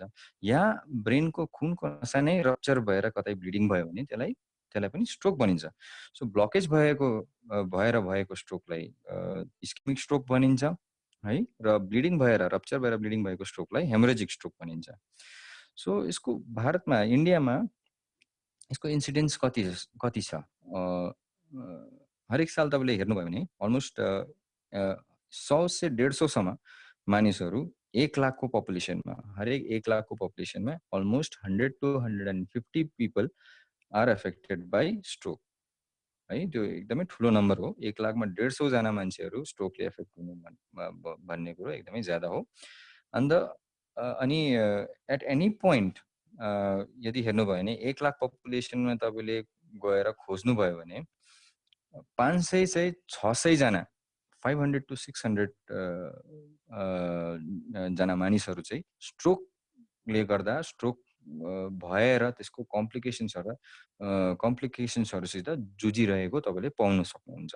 सो अलमोस्ट 500 से 600 जना मान्छेहरू स्ट्रोकले पीडित भएको पाउन सक्नुहुन्छ। अनि त्यो मात्रै होइन, पीडित स्ट्रोक त भयो, पीडित हुनु पनि एउटा प्रब्लमै हो, बट फेटालिटी जुन चाहिँ भनिन्छ, स्ट्रोकले गर्दा जुन चाहिँ डेथ भएको जानिन्छ, अलमोस्ट 45%, 100% स्ट्रोक को पेसेन्ट्समा 45% मानिसहरूको डेथ पनि हुन्छन् है। सो एकदमै ठुलो नम्बर्स हो यो है। सो स्ट्रोकलाई एकदम इग्नोर गर्नु सकिँदैन हेर्नुहोस्। अन्त हाम्रो समाज डेफिनेटली अरू समाजहरूबाट डिफ्रेन्ट त होइन है। सो यो इन्सिडेन्ट्स हाम्रो समाजमा नै छ। हाम्रो यो जुन चाहिँ प्रेभलेन्स जुन चाहिँ 600 जना हामी कुरा गर्दैछौँ, हाम्रो समाजमा पनि देख्न पाइन्छ। तर अवेरनेस नभएकोले गर्दाखेरि कतिजना पेसेन्ट्सहरू हस्पिटलमा कहिले जानुहुन्नन्, है एन्ड प्लस जुन चाहिँ ट्रेडिसनल मेडिसिन्सहरू या ब्ल्याक म्याजिक मेडिसिन्सहरू त्यो सबमा ज्यादा विश्वास भएकोले गर्दाखेरि कतिवटा पेसेन्ट्सहरू हस्पिटल आउन पनि कहिले पाउनुहुन्न है सो आउनुभन्दा अगाडि कतिजनाको डेथ पनि भइजान्छ या एकदम सिभियर डिसेबिलिटी भएर लाइफ बिताउनुपर्छ सो त्यही कारण स्ट्रोकको बारेमा अवेरनेस फैलाउनु पनि एकदम जरुरी हो र तपाईँहरूले पनि अलिकति बुझिरहेको एकदम जरुरी हो सो मैले भनिहालेँ स्ट्रोक के हो ब्लकेज या त रप्चर है कुनै खुनको नसा ब्रेनमा या त ब्लक भयो या त रप्चर भयो भने चाहिँ स्ट्रोक हुने डर हुन्छ है सो यसलाई स्ट्रोक भनिन्छ सो यसको सिम्टम्सहरू के हो फर्स्ट तपाईँको ब्रेन ड्यामेजले गर्दाखेरि प्यारालिसिस हुनसक्छ कुनै एक पाटाको हात खुट्टा नचल्ने जस्तो प्यारालिसिस हुनसक्छ नमनेस है कतै तपाईँले सुनपन भएको कतै हात खुट्टामा तपाईँले सुनपन भएको छुँदाखेरि या केही चिजले घोचिदिँदा या चिमोटिदिँदा चाल नपाउने जस्तो नमनेस भएको त्यहाँदेखि स्पिच डिस्टर्बेन्सेस जस्तो कि बोलीचालीमा है कुनै चिज सोचेको बोल्न नसक्ने या कसैले बोलेको बुझ्न नसक्ने र बोल्न चाहेको कुरा उल्टा पुल्टा निस्किने है सो त्यसलाई एफेजिया भनिन्छ है एफेजिया त्यो पनि थुप्रो प्रकारको एफेजिया हुन्छन् सो एफेजिया भयो भने यस स्ट्रोकको एकदम ज्यादा चान्स छ है एफेजियासित कन्फ्युजन पनि हुनसक्छ फेसको बाङ्गो हुनु है अनुहारको बाङ्गो हुनु मुख बाङ्गी जानु या कुनै एकपट्टि यसरी मुख बाङ्गी जानु त्यसले पनि स्ट्रोक इन्डिकेट गर्न सक्छ र सिभियर केसेसमा हेडेक पनि हुनसक्छ गिडिनेस हुनसक्छ गिडिनेस मतलब चक्कर आउन है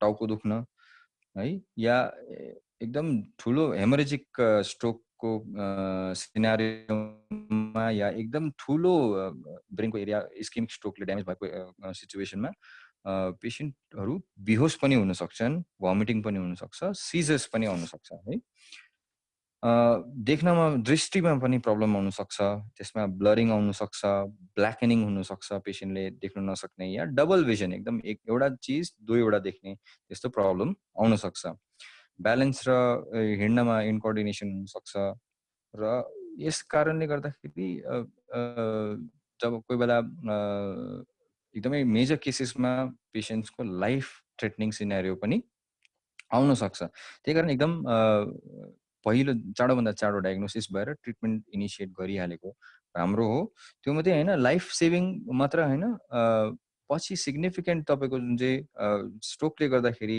कमजोरी आएर पर्मानेन्ट यदि प्यारालाइसिसहरू भयो भने लाइफमा सिग्निफिकेन्ट प्रब्लम आउन सक्छ पछि है लाइफ जिउनमा एकदम ठुलो प्रब्लम आउन सक्छ त्यसको लागि त्यो प्रिभेन्ट गर्नुको लागि पनि डायग्नोसिस र ट्रिटमेन्ट स्टार्ट गर्नु चाँडोभन्दा चाँडो स्टार्ट गर्नु एकदम जरुरी हो है सो स्ट्रोकको टाइप्सहरू के हुन्छ है मेनली यसको 3 प्रकारको टाइप्स हुन्छन् है मैले अलरेडी दुईवटा त अलरेडी मैले भनिसकेँ है तपाईँको इस्केमिक स्ट्रोक र हेमोरेजिक स्ट्रोक थर्ड प्रकार हो जुन चाहिँ हो तपाईँको ट्रान्जिएन्ट इस्केमिक एट्याक भनिन्छ यो पनि एक प्रकारको इस्केमिक एट्याक हो तर यसमा के हुन्छ भने चाहिँ तपाईँको जुन चाहिँ जतिवटा पनि सिम्टम्स हुन्छ त्यो एउटा ट्रान्जिएन्ट हुन्छ ट्रान्जिएन्ट मतलब थोरै समयको लागि मात्रै प्रेजेन्ट हुन्छ त्यसको बादमा तपाईँको पेसेन्ट नर्मल्सीमा वापस आउँछ बट त्यसको मतलब पेसेन्ट एकदम जाती भयो होइन उसलाई फर्दर फ्युचरमा केही नहुने भन्ने पनि होइन transient ischaemic attack is a very high risk factor है तपाईँको मतलब कसैलाई ट्रान्जिएन्ट इस्केमिक एट्याक भएको छ भने उसलाई फ्युचर मेजर स्ट्रोक हुने एकदमै ज्यादाभन्दा ज्यादा रिस्क हुन्छ सो कसैलाई यस्तो भएको छ तपाईँको फ्यामिली या अराउन्डमा कसैलाई यस्तो भएको छ जसलाई चाहिँ ब्रिफली 1 या 2 मिनटको लागि हात खुट्टा कमजोरी भयो त्यहीँ उता एकदमै जाती भइहाल्यो है र अहिलेसम्म हस्पिटल जानुभएको छैन या तपाईँहरूले कुनै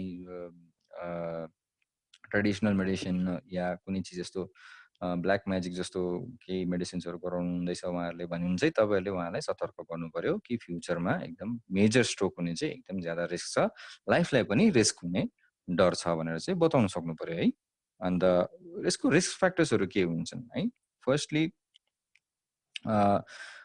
तपाईँको डायटको कुरा गरौँ है यसमा यदि कसैले एकदम ज्यादा ऑयली फ्याट या सैचुरेटेड फ्याट्स कोलेस्ट्रोलको लेभल एकदम ज्यादा डाइट हो यस्तो प्रकारको डाइट लिन्छन् भने उहाँहरूलाई एकदम हाई रिस्क छ कसै स्पेसली वृद्ध मान्छेहरू है ओल्ड एजमा एक्टिभिटी एकदमै कम राख्छन्, हिँड्न डुल्न कम्ती छ, एक्सर्साइज कम्ती छ भने स्ट्रोकको रिस्क हाई छ।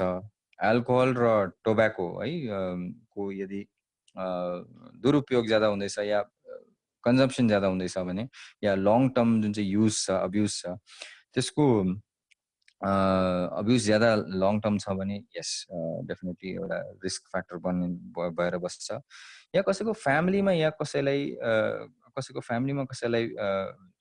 स्ट्रोक भएको यदि फ्यामिलीमा थुप्रोजना छन् जसलाई स्ट्रोक भएको छन् है, सेक्स लिङ्गमा पनि है, जेन्डरमा पनि लिङ्गमा पनि फिमेल्सहरूलाई ज्यादा स्ट्रोक भएको देखिन्छ। उमेर हेर्नुभयो भने 60 सालदेखि ज्यादा यदि कसैको एज छ भने यस डेफिनेटली रिस्क फ्याक्टर हो है। एन्ड रेस हेर्नुभयो भने अफ्रिकन अमेरिकन्सहरू जुन चाहिँ भनिन्छ है, अफ्रिकन मानिसहरू जो चाहिँ अमेरिकामा गएर बस्नु भएको छ वर्ल्ड ओभर भनिन्छ। अब किनभने पब्लिकेसन्स ज्यादा अमेरिकामा छ र चाहिँ डाटा त्यहीँको ज्यादा आउँछन् है। सो उहाँहरूको अनुसार चाहिँ के छ भने चाहिँ अमेरिकन्समा अफ्रिकन जुन चाहिँ रेसहरूको मानिसहरूमा एकदम ज्यादा स्ट्रोकको प्रेभलेन्स छ कम्पेयर टु वाइट्स है र एसियन कम्युनिटिजमा। बट यहाँ त्यसैमा तपाईँले जापानको या कोरिया र चाइनाको डाटाहरू हेर्नुभयो भने एसियामा एकदमै ज्यादा स्पेसली हेमोरेजिक स्ट्रोकको जुन चाहिँ प्रेभलेन्स र इन्सिडेन्स जुन चाहिँ छ एकदमै ज्यादा देखिन्छ। सो हाम्रो समाज पनि हेर्नुहोस् एसियाटिक जुन चाहिँ रेसमा बिलोङ गर्छ। सो डेफिनेटली हाम्रोमा haemorrhagic stroke as well as ischaemic स्ट्रोकको पनि प्रेभलेन्स एकदमै हाई छ, स्पेसली इन एल्डरली पिपल, मतलब वृद्ध मान्छेहरूमा एकदम ज्यादा देखिन्छ। अरू मेडिकल कन्डिसन्सहरूले पनि रिस्क बढाउँछ, जस्तो कि diabetes, uncontrolled diabetes, uncontrolled high BP है, या कुनै हार्ट कन्डिसन जसको लागि पेसेन्टले धेरै दिनदेखि दबाई लिँदैछ, हार्ट भ्याल्भमा कुनै डिजिज छ या बिमारी छ जसले गर्दाखेरि हार्टको भ्याल्भमा थ्रोम्बोसिस या एम्बोलाई बन्नु सकिन्छ, जो चाहिँ सरेर ब्रेनमा इस्केमिक स्ट्रोक गर्नु सकिन्छ। या कसैलाई सिकल सेल डिजिज भनिन्छ, हिमोग्लोबिन तपाईँको आरबिसिसको चाहिँ एब्नर्मल सेपले गर्दाखेरि ब्लड भेसल्समा खुनको नसारमा क्लगिङ हुनसक्छ। सो यो सबै मेडिकल कन्डिसन्सहरूले गर्दाखेरि स्ट्रोक हुने रिस्क एकदम बढेर जान सक्छ है। सो डायग्नोसिस अगेन कसरी हुनसक्छ, कुनै पनि फिजिसियनले तपाईँको हिस्ट्री लिएर या र एक्जामिनेसन गरेर डेफिनेटली स्ट्रोकको डायग्नोसिस त बनाउन सक्छ। तर यहाँ जुन चाहिँ अब हामीले पार्किन्सन्स र डेमेन्सियाको कुरा गऱ्यौँ, एमआरआई र सिटी स्क्यानले जस्ट एउटा अरू डिजिजेसहरूबाट छुट्याउनको लागि हेल्प गर्छ भनेर भन्थ्यौँ। यहाँ चाहिँ तपाईँको हिस्ट्री सिटी र एमआरआईले एउटा डेफिनेट डायग्नोसिस पनि दिन सक्छ है। सो यसमा चाहिँ एमआरआईको र सिटीको एकदमै ज्यादा ठुलो रोल छ, एकदम धेरै ठुलो रोल छ भनेर भन्न सकिन्छ। अरू ब्लडको टेस्टहरू जस्तो कि ब्लड सुगर लेभल है, प्लेटलेट्स, ब्लडको प्लेटलेट्स लेभलहरू गर्न सकिन्छ, ब्लडको क्लटिङ र ब्लिडिङ टाइमहरू हेर्न सकिन्छ, जसले चाहिँ प्रेडिक्ट गर्नु सक्छ या कन्फर्म गर्नु सक्छ कसैलाई स्ट्रोक भएको हो भनेर। यो सब चिजहरू गर्न सक्छन् है। सो सिटी र एमआरआई अलरेडी भयो। सिटी र एमआरआईमा डाइरेक्टली ब्रेनको कुनै भाग ड्यामेज भएको देख्न सकिन्छ, कुन नसा जुन चाहिँ ले त्यो एरियालाई सप्लाई गर्दैछ त्यसमा एउटा इन्डिकेसन दिनु सक्छ कि ब्लकेज छ या रप्चर भएको छ भनेर एउटा इन्डिकेसन दिनु सक्छ। सो अझै एउटा टेस्ट जुन चाहिँ गर्नु सकिन्छ त्यसलाई भनिन्छ एन्जियोग्राम है। एन्जियोग्राम पनि धेरै प्रकारको हुन्छ, सिटी स्क्यानमा पनि एन्जियोग्राम गर्नु सकिन्छ, एमआरआईमा पनि एन्जियोग्राम गर्नु सकिन्छ, र अझै एउटा एक्सरे पनि युज गरेर एउटा एन्जियोग्राम गर्नु सकिन्छ, त्यसलाई डिएसए भनिन्छ।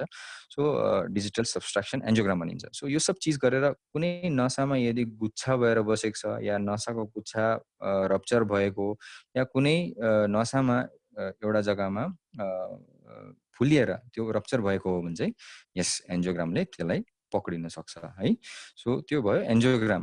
त्यहाँदेखि भयो तपाईँको नेक्स्ट जुन चाहिँ टेस्ट गर्न सकिन्छ त्यसलाई भन्छ क्यारोटिड अल्ट्रासाउन्ड है। तपाईँको ब्रेनको लागि पनि ब्लड सप्लाई हुन्छ हार्टबाट है, हार्टबाट तपाईँको क्यारोटिड जुन चाहिँ आर्टरिज भनिन्छ दुई साइडमा भएर ब्रेनलाई गएर सप्लाई गर्छ। सो त्यसको जुन चाहिँ यहाँनिर ब्रान्च छुट्टिन्छ गलामा कोही बेला त्यसमा प्लाक जमिन सकिन्छ है, कोलेस्ट्रोलको प्लाक जमेर त्यसलाई श्रिङ्क गर्न सकिन्छ।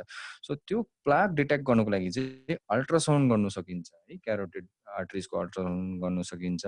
सो त्यो अल्ट्रासाउन्ड गरेर कति स्टेनोसिस भएको छ या छैन पहिला कुरा त, त्यहाँदेखि भएको छ भने कति %, यदि त्यसलाई अपरेसन चाहिन्छ या चाहिँदैन त्यो तपाईँको क्यारोटिड अल्ट्रासाउन्डले बताउँछ है। And last but not the least तपाईँको हार्टको एक्जामिनेसन त डेफिनेटली गर्न नै पर्यो। ब्रेन सोच्दाखेरि हार्ट त तपाईँको साइड बाई साइड हार्टको पनि तपाईँले सबै इन्भेस्टिगेसन्स गराउनु पर्यो। फर्स्ट एन्ड फरमोस्ट तपाईँको इसिजी गराउनै पर्यो, त्यहाँदेखि तपाईँको इकोकार्डियोग्राम गराउनै पर्यो। सो यो जतिवटा मैले टेस्टहरू भने तपाईँलाई, यो सब एउटा म्यान्डेटरी सेट अफ टेस्ट हो। मतलब यो टेस्टहरू कुनै पनि स्ट्रोक सेन्टरमा यदि कसै राम्ररी ट्रेन्ड हुनुहुन्छ भने यो सबै टेस्टहरू उहाँहरूले गराउनुहुन्छ है, यो टेस्टहरू गराउनु पर्ने पनि हो। सो अब ट्रिटमेन्टपट्टि जाउँ है। ट्रिटमेन्ट कस्तो प्रकारले हुन्छ हेर्नुहोस् है। अब इस्केमिक स्ट्रोक जुन चाहिँ ब्लकेज भएर जुन चाहिँ स्ट्रोक भएको हो त्यसको बारेमा डिस्कस गरौँ। यसमा के दिन सकिन्छ? एन्टिप्लेटलेट ड्रग्सहरू दिन सकिन्छ, जसले चाहिँ प्लेटलेट्स जुन चाहिँ ब्लडको जस्तो आरबिसिस हुन्छ, डब्लुबिसिस हुन्छ, त्यस्तै प्लेटलेट्स हुन्छ। प्लेटलेट्सले चाहिँ प्लेटलेट्सको के काम हो हेर्नुहोस्। प्लेटलेट्सले बेसिकली तपाईँको ब्लडको क्लट फर्मेसनमा बेसिकली काम गर्छ है। सो यही क्लट भएर ब्रेनमा कोही बेला थ्रोम्बोसिसहरू भएर तपाईँको ब्रेनमा ब्लकेज भएको हुनसक्छ। सो एन्टिप्लेटलेट दबाई दियो भने चाहिँ एउटा प्रिभेन्टिभ प्रोफाइलेक्टिक ट्रिटमेन्ट तपाईँले स्टार्ट गर्न सक्नुहुन्छ, जसले चाहिँ प्लेटलेट्सलाई जामिनु, प्लेटलेट्सलाई एग्रिगेट हुनुमा त्यसले प्रिभेन्ट गर्छ है, र ब्लडलाई एकदम क्लिनली फ्लो गर्नु दिन्छ। सो यसमा आउँछ तपाईँको एस्पिरिन एउटा दबाई हुन्छ, र सेकेन्ड हो तपाईँको क्लोपिडोग्रेल जो मोस्ट कमनली युज हुन्छ। अरू पनि थुप्रै अन्य नयाँ दबाईहरू आविष्कार हुँदैछन् है, तर यो दुईटा एस्पिरिन र क्लोपिडोग्रेल चाहिँ मोस्ट कमनली युज्ड दबाईहरू हुन् है। सेकेन्ड तपाईँको जुन चाहिँ ट्रिटमेन्ट गर्नु सकिन्छ, स्पेसली यदि कसै 3 से 4 घण्टा भित्रमा स्ट्रोक भएको 3 से 4 घण्टा भित्रमा कुनै स्ट्रोक सेन्टर जसमा चाहिँ जानेर एकदम ठुलो हस्पिटल जानेर चाहिँ यो सब फेसिलिटिजहरू छ भने चाहिँ इन्ट्राभ्यास्कुलर तपाईँको एन्टी थ्रोम्बोसिस या एन्टी थ्रोम्बोटिक ट्रिटमेन्ट दिन सक्छन् है। त्यसमा तपाईँको टिस्यु प्लाज्मिनोजेन एक्टिभेटर जुन चाहिँ भन्छ त्यो तपाईँले दिन सक्नुहुन्छ, या आरटिपिए भन्छ, अल्टिपिएस जुन चाहिँ एउटा दबाई हुन्छ त्यो दिएर डाइरेक्टली नसाको थ्रुबाट तपाईँले जहाँनिर ब्लकेज भएको छ त्यहाँनिर एउटा सानो ट्युब पुगाएर, क्याथिटर भन्छन् हामीले, त्यहाँ पुगाएर तपाईँले त्यो इन्जेक्सन दियो भने त्यो जुन चाहिँ क्लट जामेर जुन चाहिँ तपाईँको नसाभित्र त्यो ब्लकेज गरिरहेछ त्यसलाई खोल्न सकिन्छ। अरू पनि अन्य तरिकाहरू छन्, डाइरेक्ट फिजिकली तपाईँले पनि त्यो क्लटलाई पनि तपाईँले रिमुभ गर्न सक्नुहुन्छ। तपाईँले बलुन डाइलेटर युज गर्न सक्नुहुन्छ,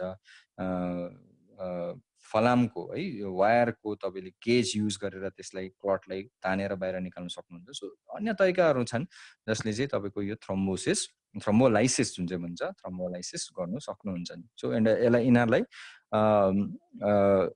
एन्डोभ्यास्कुलर टेक्निक्स अफ रिभ्यास्कुलराइजेसन भनिन्छ है। सो यो तपाईँले वेल इक्विप्ड तपाईँको स्ट्रोक सेन्टर्सहरूमा यो फेसिलिटिजहरू अभाइलेबल हुन्छन्। त्यहाँदेखि अरू दबाईहरू, अन्य दबाईहरू जस्तो एन्टिकोगुलेन्ट्स है, यी दबाईहरूले पनि मतलब ब्लड क्लटिङ जुन चाहिँ हुन्छ त्यसलाई प्रिभेन्ट गर्छ, बट यिनीहरूको एक्सन मोड अफ एक्सन अलिकति डिफ्रेन्ट हुन्छन् है। सो यिनीहरूमा तपाईँको जुन चाहिँ इमिडिएट टाइम स्ट्रोक भएको इमिडिएट अराउन्ड जुन चाहिँ टाइम हुन्छ त्यसमा तपाईँले हेपरिनको युज गर्न सक्नुहुन्छ। एन्ड त्यो एउटा fix time period early time period जुन चाहिँ पास भइसकेपछि तपाईँले ओरल फर्मेसन जस्तो वारफेरिन भन्ने जुन चाहिँ दबाई हुन्छ त्यो तपाईँले स्टार्ट गर्न सक्नुहुन्छ है।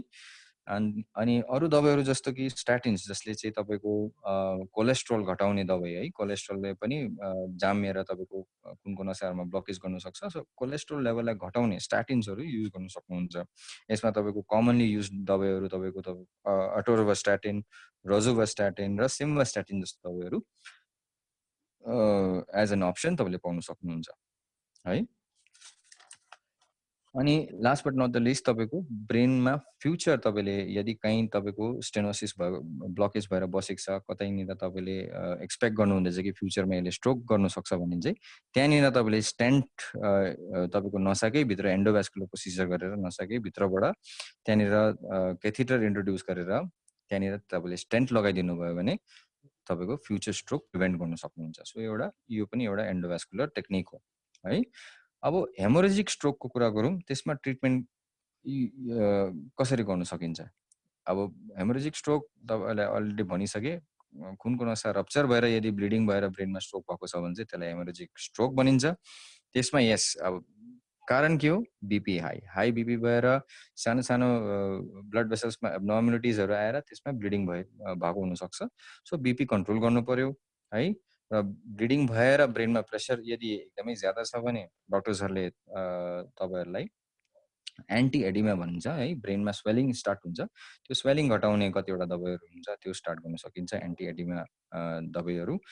एन्टी एपिलेप्टिक्स, यस फिट्सहरू आउने डर हुन्छ है, मिर्गी या सिजेस जुन चाहिँ भनिन्छ, दौडा जुन चाहिँ भनिन्छ नेपालीमा, दौडा प्रिभेन्ट गर्ने दबाईहरू पनि स्टार्ट गर्नु परिन्छ है।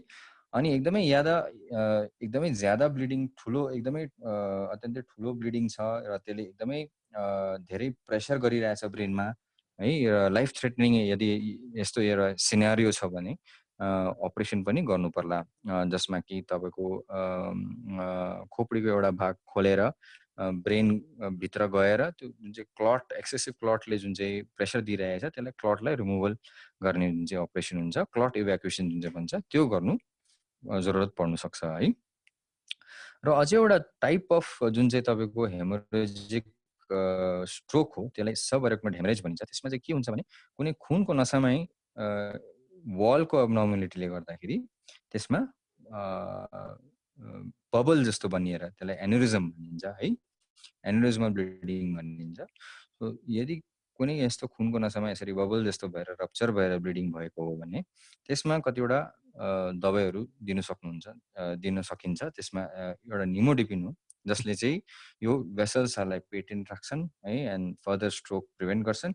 अनि सेकेन्ड रिब्लिडिङ रोक्नको लागि यसको ट्रिटमेन्ट एउटै मात्रै छ, जसलाई चाहिँ फिजिकली तपाईँले यसलाई ब्लक गर्नु पर्यो है। यो क्रेनोटमी तपाईँको ओपन सर्जरी गरेर या त त्यसको घाँटीमा, नेकमा एउटा क्लिप लगाउन सकिन्छ, या त नसाइकै अपरेसन गरेर, जस्तो अघि मैले एन्डोभास्कुलर स्टेन्टहरूको कुरा गरेँ त्यसरी नै एन्डोभास्कुलर प्रोसिजर गरेर त्यो एन्युरिजमभित्र तपाईँले एउटा कोइल हालेर त्यसलाई, त्यसको जुन चाहिँ मुख जुन चाहिँ हुन्छ, त्यसको ओपनिङ जुन चाहिँ हुन्छ त्यसलाई बुच्चाएर राख्न सक्नुहुन्छ, सो द्याट फ्युचर ब्लिडिङ नहोस् भनेर चाहिँ। सो यो दुईटा प्रोसिजर्सहरू सब एरेक्टोमेट हेमरेज, स्पेसली एन्युरिजम जुन चाहिँ सर्जरी हुन्छ त्यो प्रकारले तपाईँले ब्लिडिङ कन्ट्रोल गर्न सक्नुहुन्छ। सो अब यो भयो तपाईँको ट्रिटमेन्टपट्टि है। त्यहाँदेखि नेक्स्ट आउँछ तपाईँको अरू अन्य नन मेडिकल ट्रिटमेन्ट्स, जस्तो कि तपाईँको फिजियोथेरापी है, speech therapy, occupational therapy, cognitive therapy, जुन अलरेडी मैले तपाईँलाई डेमेन्सियाको ट्रिटमेन्टमा अलरेडी मैले तपाईँलाई भनिसकेको थिएँ। ती सबै थेरापिजहरू स्ट्रोकमा पनि काम हुन्छ हेर्नुहोस् है। सो दबाई औषधि स्टार्ट गर्दा गर्दै नै यदि यी थेरापीहरू अर्ली स्टार्ट गऱ्यो भने पेसेन्टहरूको डिसेबिलिटी जुन चाहिँ हुन्छ, स्ट्रोक भएपछि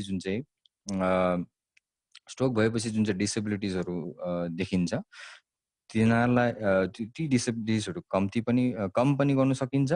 अनि पेसेन्ट्सहरूलाई चाँडैभन्दा चाँडै आफ्नो नर्मल लाइफस्टाइलमा ल्याउन पनि हेल्प गर्छन् है। सो यी डिफ्रेन्ट टाइप्स अफ यो थेरापिजहरू स्टार्ट गर्न सकिन्छ। So prevention is better than cure भनिन्छ है। So can stroke be prevented भन्ने एउटा क्वेसन आउँछ है, स्ट्रोकलाई प्रिभेन्ट गर्नु सक्छ कि सकिँदैन भन्ने एउटा क्वेसन आउँछ। डेफिनेटली स्ट्रोकलाई प्रिभेन्ट गर्नु सकिन्छ। मैले तपाईँलाई रिस्क फ्याक्टर्सहरू भनिहालेँ, जस्तो एज भयो, स्मोकिङ, एल्कोहल, डायबिटिज, हाइपरटेन्सन, यो सब रिस्क फ्याक्टर्स भएको पेसेन्ट्सहरूलाई, हेल्दी पेसेन्ट्सहरू जसलाई यो रिस्क फ्याक्टर जिनमा यो रिस्क फ्याक्टर्सहरू देखिन्छ, उनीहरूलाई यदि अवेरनेसहरू दियौँ भने, इन्फर्मेसन दियौँ भने, उहाँहरूलाई यदि यस बिमारीको बारेमा जानकारी छ भने डेफिनेटली स्ट्रोकको प्रिभेन्सन गर्न सकिन्छ। पहिलो कुरो त स्मोकिङ क्विट गर्नु पर्यो, बिपी र सुगरको एकदम गुड कन्ट्रोल हुनु पर्यो, good physical activity and exercises हुनु पर्यो है, वेट पनि कन्ट्रोलमा राख्नु पर्यो, बिएमआई एकदम कन्ट्रोलमा राख्नु पर्यो, एन्ड रेगुलर चेकअपमा एकदम डक्टरसित आएर रेगुलर चेकअप गरिबस्नु पर्यो। र ब्लड टेस्टहरुदेखि लिएर ब्लड सुगरको लेभलहरु र बीपी को एकदम चेकअप गराएर कन्ट्रोल गरेर राख्नुभयो भने स्ट्रोक डेफिनेटली प्रिभेन्ट हुने पनि एउटा डिजिज हो। त्यसकारणले पनि सबै ट्रिटमेन्ट अप्सन्सहरु पनि जान्नु है, यसको ट्रिटमेन्ट अप्सन्सहरुको बारेमा जानकारी हुनु, सिम्पटम्स के हो, प्रब्लम्स के आउन सक्छ, यो सब बुझ्नको लागि पनि जानकारी एकदम जरुरी हो। त्यो मात्रै हैन, इभन हेल्दी पिपल सबैजनाको घरमा मानिसहरु छन् होला, आमा बाबा हुन्छन् है, ग्रान्डफादर ग्रान्डमदर हुन्छन्, जसलाई यो सब चीज यो बिमारीहरुको बारेमा जानकारी हुँदैन युजुअली है। हाम्रो समाजमा धेरै मान्छेहरु पढाइ लेखेको पनि हुन्न त्यो एजको।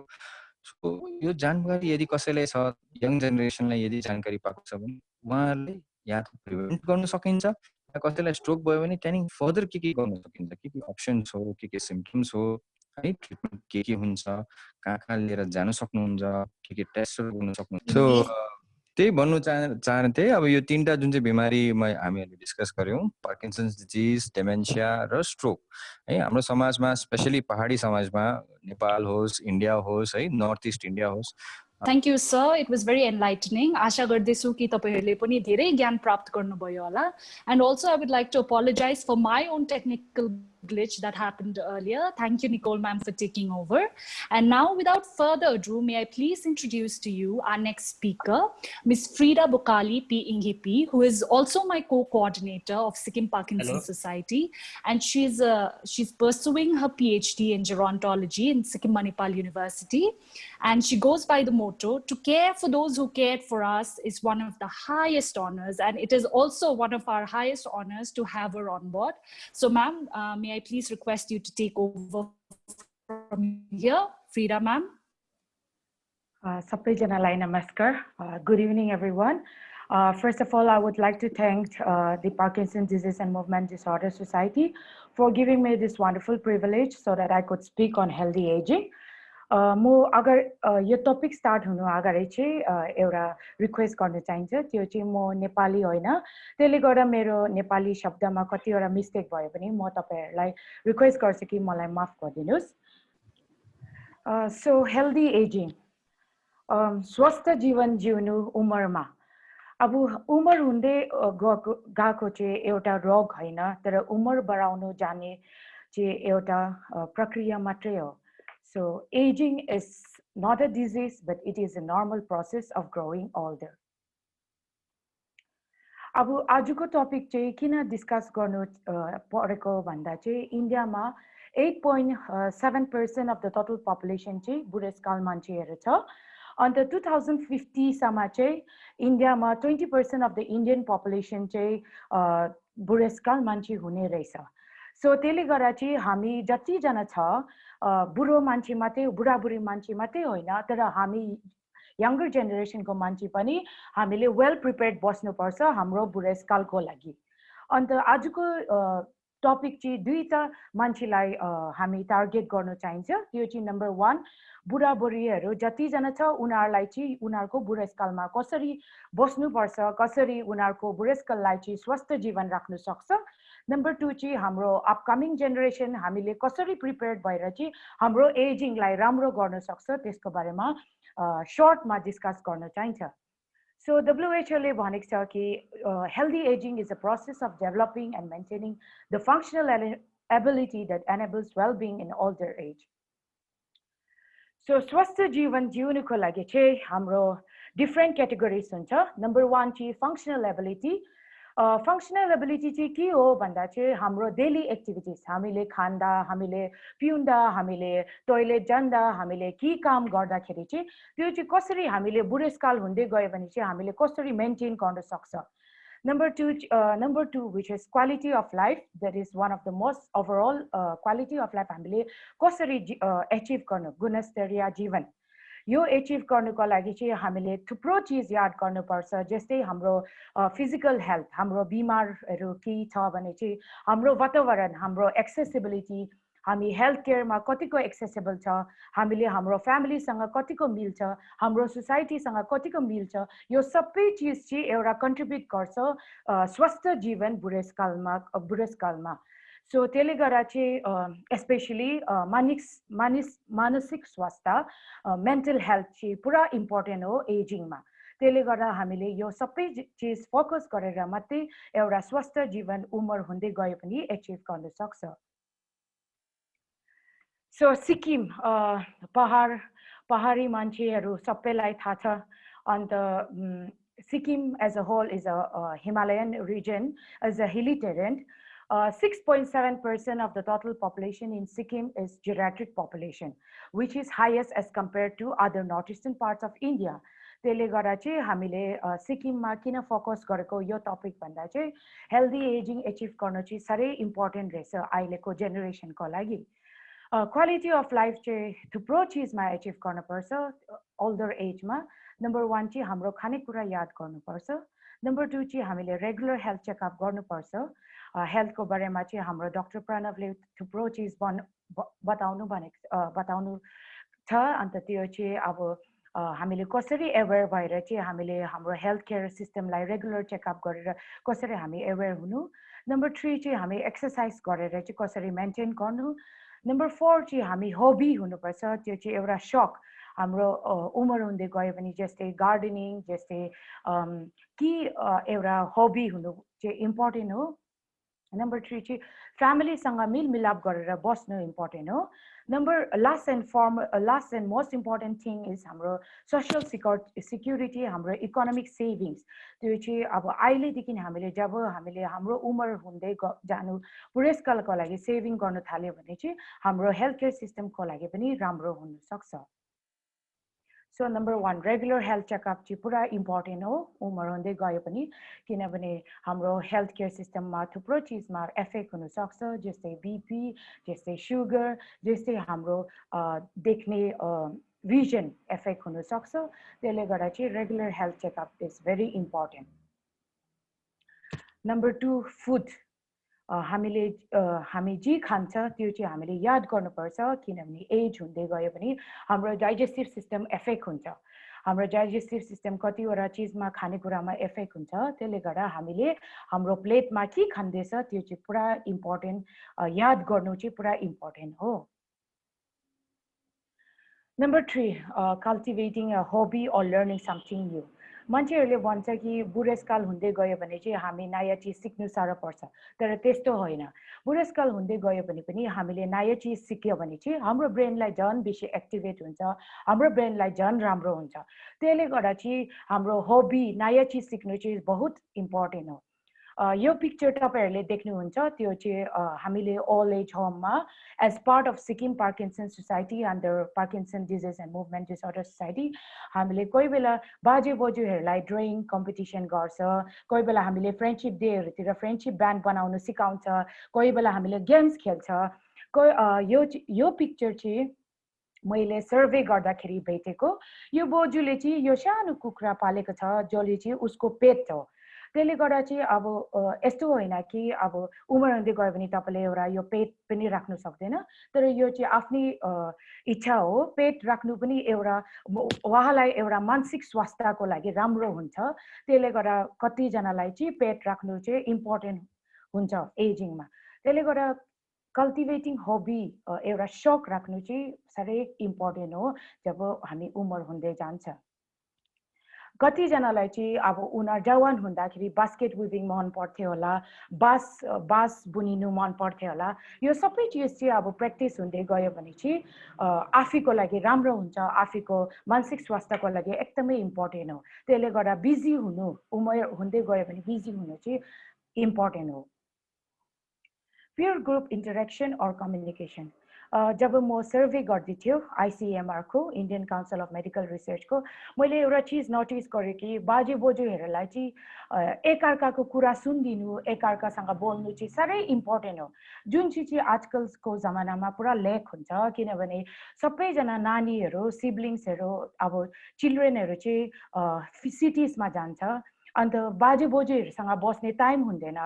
अन्त त्यस्तो हुँदा चाहिँ उहाँहरूको मानसिक स्वास्थ्य एफेक्ट हुनसक्छ, उहाँहरूको सोसियल इन्क्लुजन एफेक्ट हुनसक्छ। त्यसले गर्दा चाहिँ बाजे बोजूहरूको लागि हाम्रो आफ्नै मानसिक स्वास्थ्यको लागि हामीले पीयर ग्रुप इन्टरेक्सन र कम्युनिकेसन चाहिँ साह्रै इम्पोर्टेन्ट हो।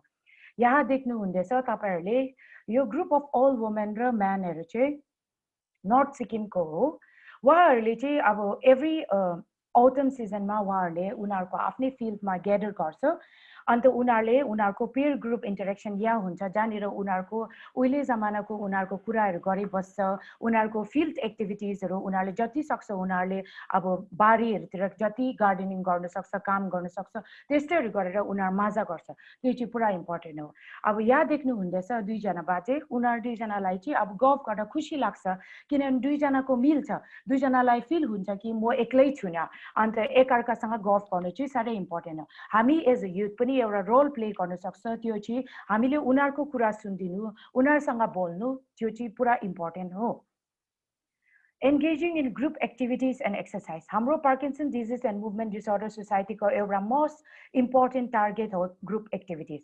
त्यो चाहिँ किन गर्छ भन्दा चाहिँ you are not alone.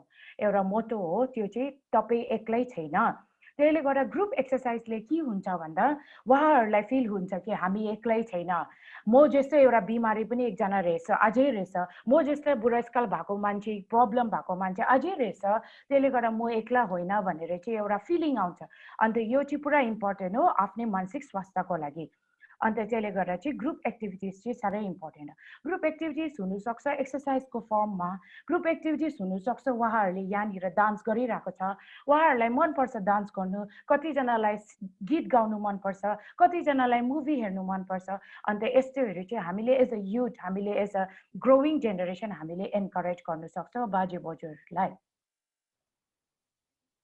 यहाँ देख्नु हुँदैछ हामीले पासिङ बल एक्टिभिटिजहरु गराउँछ यो चाहिँ अब उनीहरुलाई इन्भल्भ गराउनु उनीहरुलाई इन्टरेक्ट गराउनु त्यसले गर्दा चाहिँ हामीले यो गेम्सहरु खेल्छ अन्त यस्तै प्रकारले यो चाहिँ एउटा एक्जाम्पल मात्र हो यस्तै प्रकारले तपाईहरुले अब तपाईहरुको उमर भएको मान्छेहरु आफ्नै कलोनीमा आफ्नै पीएचसी मा आफ्नै हेल्थ सेक्टरमा आफ्नै फ्यामिलीमा छ भने चाहिँ यस्तो इन्भल्भ गराएर उहाँहरुलाई एक्टिभ राख्न सक्छ किनभने one of the most important factor ageing को लागि चाहिँ एक्टिभ एजिङ हो त्यसले गर्दा उनीहरुलाई इन्भल्भमेन्ट गराउन चाहिँ पुरा इम्पोर्टेन्ट हो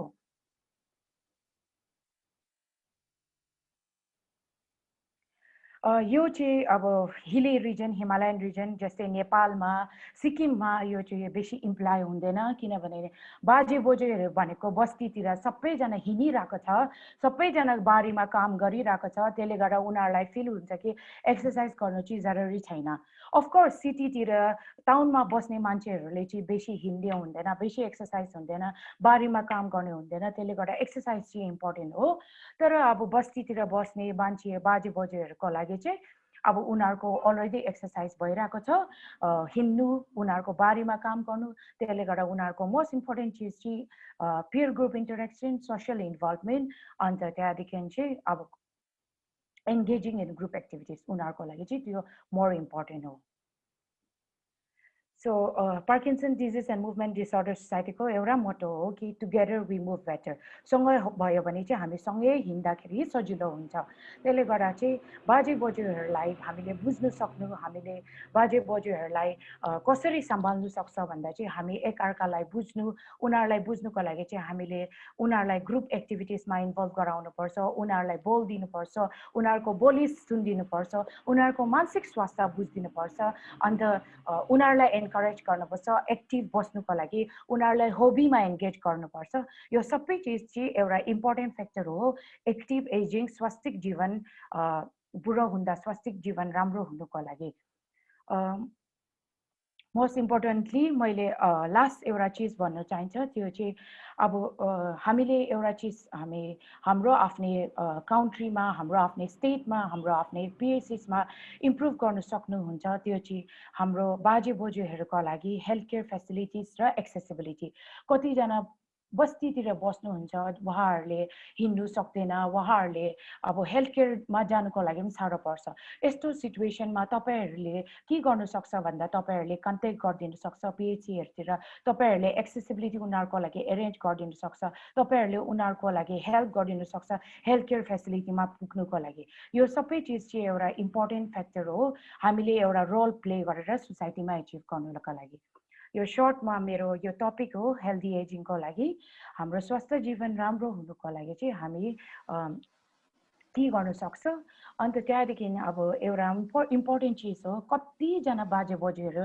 लेखापढा छैन एजुकेसन छैन अन्त उनीहरूले मोबाइलमा उनीहरूको मोबाइल डिजिटल टेक्नोलोजी छैन त्यसले गर्दा हामीले उनीहरूलाई डिजिटल टेक्नोलोजी सिकाउनु पर्छ हामीले उनीहरूलाई इन्भल्भ गराउन पर्छ डिजिटल टेक्नोलोजीमा सो द्याट उनीहरू पनि बिजी बसोस् उनीहरू पनि अपडेट पाओस् न्युजको उनीहरू पनि अपडेट पाओस् कतिवटा चिज वर्ल्डमा हुँदैछ त्यसले गर्दा digital technology teaching and digital technology awareness is also very important in aging.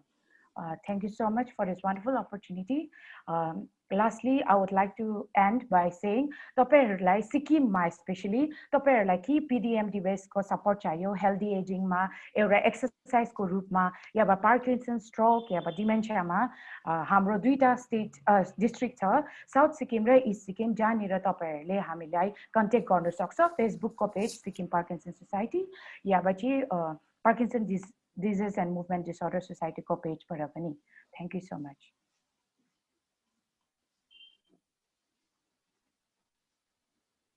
Thank you very much, ma'am. That was indeed very enlightening. आशा गर्दैछु कि आजै तपाईहरुले बुढापाकाको लागि के गर्नु सक्नु हुँदै रहेछ उहाँहरुको इश्यूज के हुँदै रहेछ त्यो यसको ब्रीफ आइडिया तपाईहरुले पाउनु भयो. Thank you very much, Dr. Pranav, for being with us today. Thank you, Frida ma'am, for enlightening us on healthy aging. Sir, I'd like to highlight that Frida ma'am has been our biggest supporter. उहाँ co-coordinator मात्रै हैन उहाँ एउटा flag bearer हो हाम्रो यहाँ सिक्किममा establish गर्नु लागि. Thank you very much, ma'am. Thank you, sir, for enlightening us about Parkinson's disease, dementia, healthy aging. Sir, agadi Dr. Pranavले जे information दिनुभयो आशा गर्दैछु कि तपाईहरुले सबैले enough चाहिँ बुझ्नु भयो कि तपाईहरुले अब कोही अरु पेशेन्ट देख्नु हुँदा रेफरल गर्नु सक्नुहुन्छ या के हेल्प दिन सक्छ. We were going to have a question and answer round, but we are short of time as of now. But rest assured, तपाईहरुको question हामीसँग छ. हाम्रो Sikkim Parkinson Society page Facebook मा follow गर्दै गर्नुहोस्. त्यहाँ we will answer all your queries. We're sorry for the shortage of time today. And अघि Frida ma'am ले भन्नु भएको जस्तै तपाईहरु कोलाई रेफरल दिनुहुन्छ पार्किन्सन्स डिजीज को कोही केस देख्नु भयो तपाईको इर्दगिर्द लोक्यालिटी कम्युनिटीमा स्ट्रोक को देख्नु भयो पीडित कोही बुढापाका पीडित विथ एनी न्यूरोलॉजिकल कन्डिसन कोही दुकान जाँदा देख्नु भयो के देख्नु भयो हाम्रो कन्ट्याक्ट डिटेल्स त अगाडि भनेकै छौ तपाईहरुलाई त्यो हेर्दिनुस्. अन्त अगाडि टेक्निकल इश्यू भएको कारणले गर्दा मैले अलिकति सिक्किम पार्किन्सन सोसाइटी को बारेमा भन्नु अलिकति इलाबोरेटली पाएन. म तपाईहरुको टाइम बेसी लिनु चाहदिन म एकै मिनेटमा खतम गरिहाल्छु. सिक्किम पार्किन्सन सोसाइटीले चाहिँ हेल्दी एजिङ प्रोग्राम चाहिँ फ्रीडा म्यामले हल्का तपाईहरुलाई अगाडि बुझाउनु भयो. यो चाहिँ हाम्रो जालीपुल जुन चाहिँ तल आईआरबी को अफिसको ठीक अपोजिटमा ईश्वरम्ब ओल्ड एज होम छ.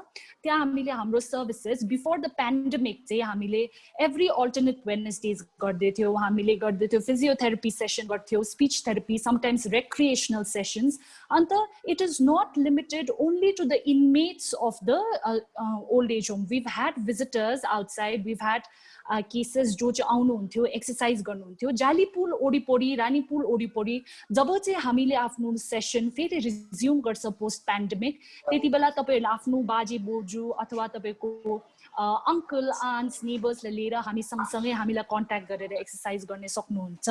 त्यसरी नै हाम्रो सर्भिसेस चाहिँ लिआल ओल्ड एज होम तिनतेकमा पनि छ. देयर अल्सो यो चाहिँ अलिक रुरल एरिया पर्दाखेरि तपाईहरु जो सुनिरहनु भएको छ तिनतेक त्यो डिस्ट्रिक्टमा तपाईँ जीपीयू मा छ भने अलिकति हामीलाई एजुकेट गर्नुमा हेल्प गर्दिनुहोस्. Thank you very much.